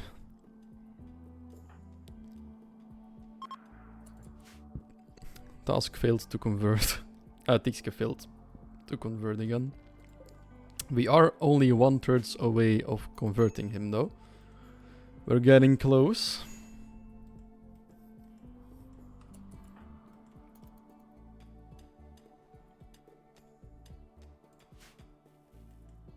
Actually, let's order to haul all of the chunks around here as well, because they will be in the way once we're gonna build the dining room.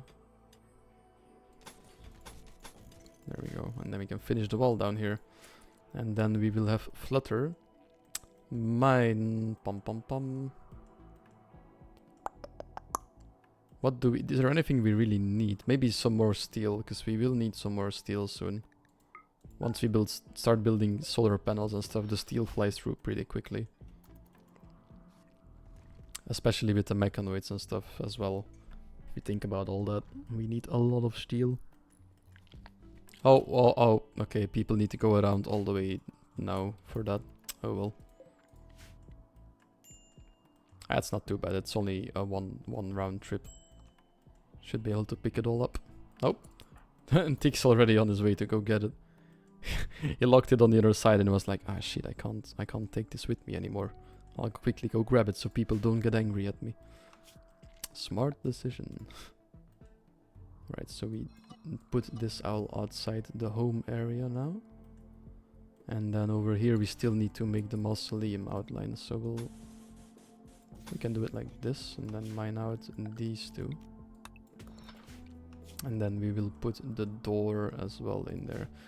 We will build the door out of sandstone, question mark? So a wooden door. Hold on, let's take a look. What door is the strongest? What are our options? A steel door has 160 health points. A wooden door 104. And a sandstone door... Okay, so the sandstone door is a lot stronger. But the problem is that it is a lot slower as well to open. A door opening speed is 45% of a stone door. And it is 100% for a steel door.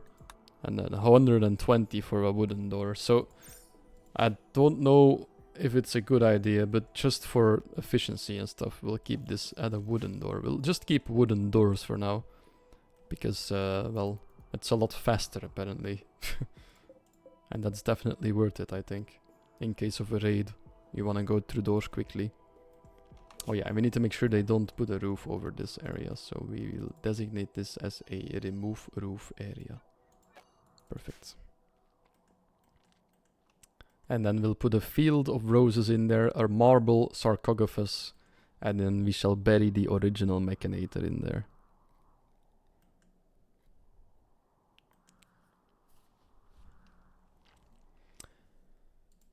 And then after that, I think... Yeah, we'll just continue building the wall. It's only 3 more big parts of it. And then we can finally start building on our freezer. It is about time though, because it's turning fall now, so winter is on its way. So we need a place to store our food for the winter. There we go. We shall order Teak to smooth these rocks out at some point, but we won't be doing it now just yet. Because now it's a bit of a waste of time. We need him to build the wall, that's the priority. After that we'll make it look better. Oh yeah, Flutter, you can go and transmute something. Okay, she can... Oh, she can transmute the junk that's around here as well. Go make the junk useful. Oh, must target... Ah, you can't. I can target anything. Steel buildings or steel items. Okay, so it needs to be steel slag or steel... Oh, yeah, so I can't use it on the... Okay. Then we'll just have to go up here somewhere. There was some slag over here. Go Flutter. Go convert this to useful stuff. Twisted meat. No, let's just let that rot away over there. That's fine. We don't need... Nope. Twisted meat is like something from Anomaly as well, of course. So it doesn't give you something useful every time. Sometimes it still goes wrong, apparently. And when it does, it goes horribly wrong. Twisted meat, yuck. Ah, Teak is building the mausoleum. Perfect. And then we shall be building a sarcophagus out of marble in here. All the way in the back. And we will put a flower garden next to it. And in that flower garden we will have... what are good gardens? Gardenias, maybe? Very beautiful. Perfect. Gardenias will be planted here. And then on the part that is not plantable, we'll have some more marble tiles. Just so that the mausoleum looks pretty good. Rustic rug. Dominant style rustic. What the fuck?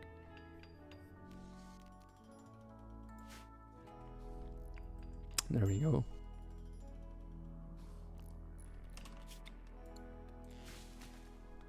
Durple's already coming to plant some flowers here now. It's gonna be beautiful. Then there we can put our colonists to rest if they ever die. But let's hope that doesn't happen too often. So far we're doing pretty good. So we'll just hope that we can keep it up this way. But I think we can. I think we can. I have full confidence in our ability to do this.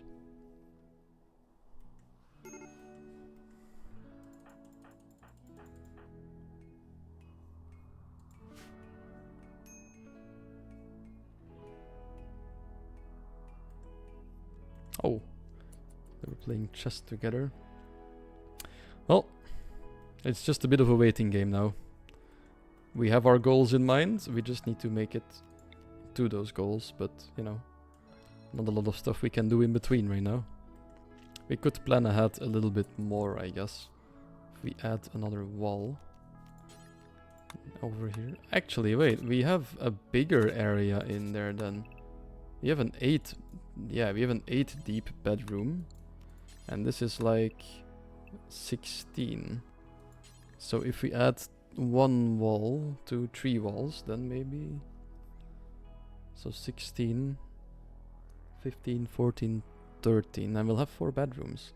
Or do we just make it... Yeah, we should just make it one giant barracks, I think. I think it's still the way to go. We could even have a door directly... Yeah, we could have a door... Like directly from the barracks to the dining room. And then one that goes into the barracks from like the side over here. And then maybe we could put the rec room in here. I don't know yet. We'll see, we'll see. And then we have a place for our people to sleep that's a bit less clusterfucked than the storage room. Ah, Flutter. It is time once more. Eat your meal and then come with me. We're gonna make some money today, hopefully. Please don't turn this into twisted meat again. Wait, what is this? Oh, that's the leg, never mind. Uranium. Woohoo! Jackpot. I mean, not the biggest jackpot, but at least it's better than twisted meat. A lot better than twisted meat. We already have 30 uranium just because of her transmuting random steel into that, so that's pretty good. Pretty good. Meanwhile, Kitten has been slaving away here for a long time. Anton seems pretty happy, so that's good. Yeah, look at that. And the farms are going steady as well. We already have 40 herbal medicine and we have... Oh god. Why is all the food almost gone? How did we go to through the corn so fast? What? What the fuck? Did we eat so much? Am I... Something's going on here, right? There's no way. We had so much food, didn't we? That's an issue. We are gonna be running out of food. Shit. How did we run out of food so fast? What did I miss? Or do we just need more food? Is that it? Did we just fly through it now? I mean, we are expanding quite quickly in number, I guess. So maybe we just need an extra food field. And we just planted hops. There is some more fertile soil around, probably, but... Oh, all the way up here. That's so far away, though. I mean, if we build the walls in between here, then we could do it, but I don't think I want to expand that far up. That would make the colony way too big, I think. we would stretch half the map. If we get raided from above, it would be really hard. But on the other hand, the rich soil is kind of worth it. We do need a bigger wall then, though. But let's make another growing zone all the way in the back here. For the time being, we'll just make it as big as we can. And we will just plant something that maybe is medium in time it takes. Actually, no, it's almost winter. We need to grow something quick. It should be a year-round growing period here, though. So, nah, actually, we should be fine if we plant something that takes a long time. Question is, what do we plant? There's so many options. Because of mods. I think these don't get destroyed, right? Or maybe garlic or onions, because wild beasts won't eat these. Onion isn't affected by blight. Very little yield from garlic, but it can grow in almost any terrain. And it doesn't rot almost. Yeah, okay, so that's not what I need either. Is it peppers that I need? Yeah, pepper plant. I think that's the one that I... Animals won't eat the pepper plant. Note, however, that they will eat the harvested produce. Yeah, but that's fine. Plant some peppers there. How long do they take to grow? 5 days, so they're quite fast, actually. Nutrition. Oh yeah, but that's the plant itself. Okay. So we will be planting some more food then. To offset the amount of colonists we are quickly gaining. It's a good idea. And then make sure that this is not the home area anymore. Oh, there's one more piece of wall that's gonna extend the home area outside again. Oh well. Major break risk. Flutter. Again. Get a cup of tea. Get happy. Drink some tea. If we just give her a club, then she won't be as much of a danger when she breaks down. I just realized. Let's give her the club. Where was it? Equip a club. Then we keep the revolver. Right, can somebody go and bury the machinator now? I think you should do it, because you're the one that picked her up. Wait. Can I set like an owner for this? Assign only a colonist. Storage. Human-like corpses. Will this work? Yeah, perfect. Derpo. You got her Maclink, so go bury her now. Give her the final resting place she deserves. In our quiet little mausoleum over here. Oh, our tomb. Damn. It's a tomb now. Because there's only one sarcophagus in here, I guess. Very impressive tomb, even. Oh, and this is morbid. I think Derpo can meditate there then, right? I think she can meditate to morbid? Yeah. Perfect. We can put a meditation spot here and then she can meditate every day. So her psi focus stays up. And then we can keep using her abilities. So this is actually really good. So we'll have her meditate in the field over there. And we will give her some meditating time each day. We'll give her 3 hours maybe. And then we'll put this over, yeah, that over here, that's fine. Quest available, the Heatwave and Hemi. An 11-year-old child named Jordan Hemi Larner is calling for help. He is hiding from a malfunctioning climate control satellite. He wants to flee and join you at Kitten Village. If he joins you, an intense heatwave will last for 6.3 days until the satellite resets. The desperate to stay hidden, Hemi claims to be unable to tell you more about himself. It's a child, though. His best skill is artistic. 3. I don't know.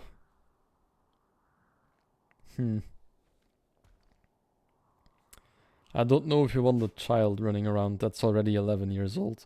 Because you can, if you do it nicely, you can let a child grow up and let him learn more because you giving him more lessons. But an 11-year-old is almost... it's like halfway his process of growing, so it would be harder to give him good skills that way. So I think we shouldn't do this. Just because of that reason alone. If we can't make him too useful, we need to be careful and get actually food in. So one more mouth to feed for something that's not useful is not what we need right now. That is a bit harsh, but that is the life on the rim. That is the way it goes here, sadly. Need to look out for each other primarily. Meanwhile, Brent has been charging 1% each day. He is at 4.3% charge now. So soon he will be activated again. I think it's at 5 or 10%. And then he can work for half a day again until he's powered down again. But at least he'll have worked. Yeah, we need a charger for him. But we have no power yet, we're taking it slowly. Really slowly now that I think about it. Right. Okay, it is 7 PM here now though, so I need to go and grab something to eat. But I think that will be it for the stream today. We have been going for almost 4 hours, and that is a decent amount of time.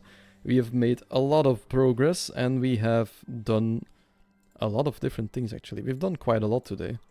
There's been a lot going on. So I think this will be it for today then. Though I am tempted to just start streaming again later tonight, because I want to continue the colony, but I'll see if there's people online to play something with, then I won't be streaming this. If there's not a lot of people, then I might. We'll see. So yeah, we made the outline for our next building, our first proper building. Made a little mausoleum, started building the walls. Kitten had her child born. We converted a prisoner out of 2 and captured the second one actually. And we have the mystery lady that can turn steel into whatever. Let's quickly go gamble again before we leave. Wait, hold on. Let's quickly see what we can get. A bioferrite again. Okay, that's not too bad. It could be worse. Right.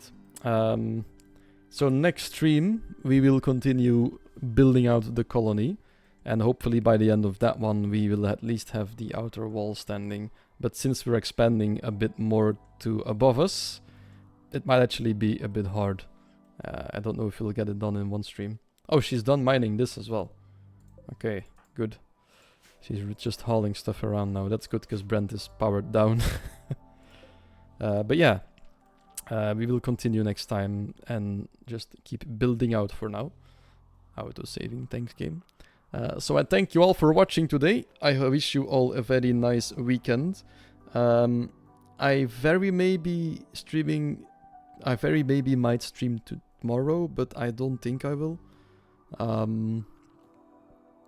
Yeah, I don't think I will. But we'll see. You'll see me go live if I do.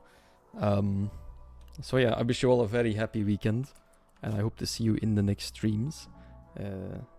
Yeah, bye bye.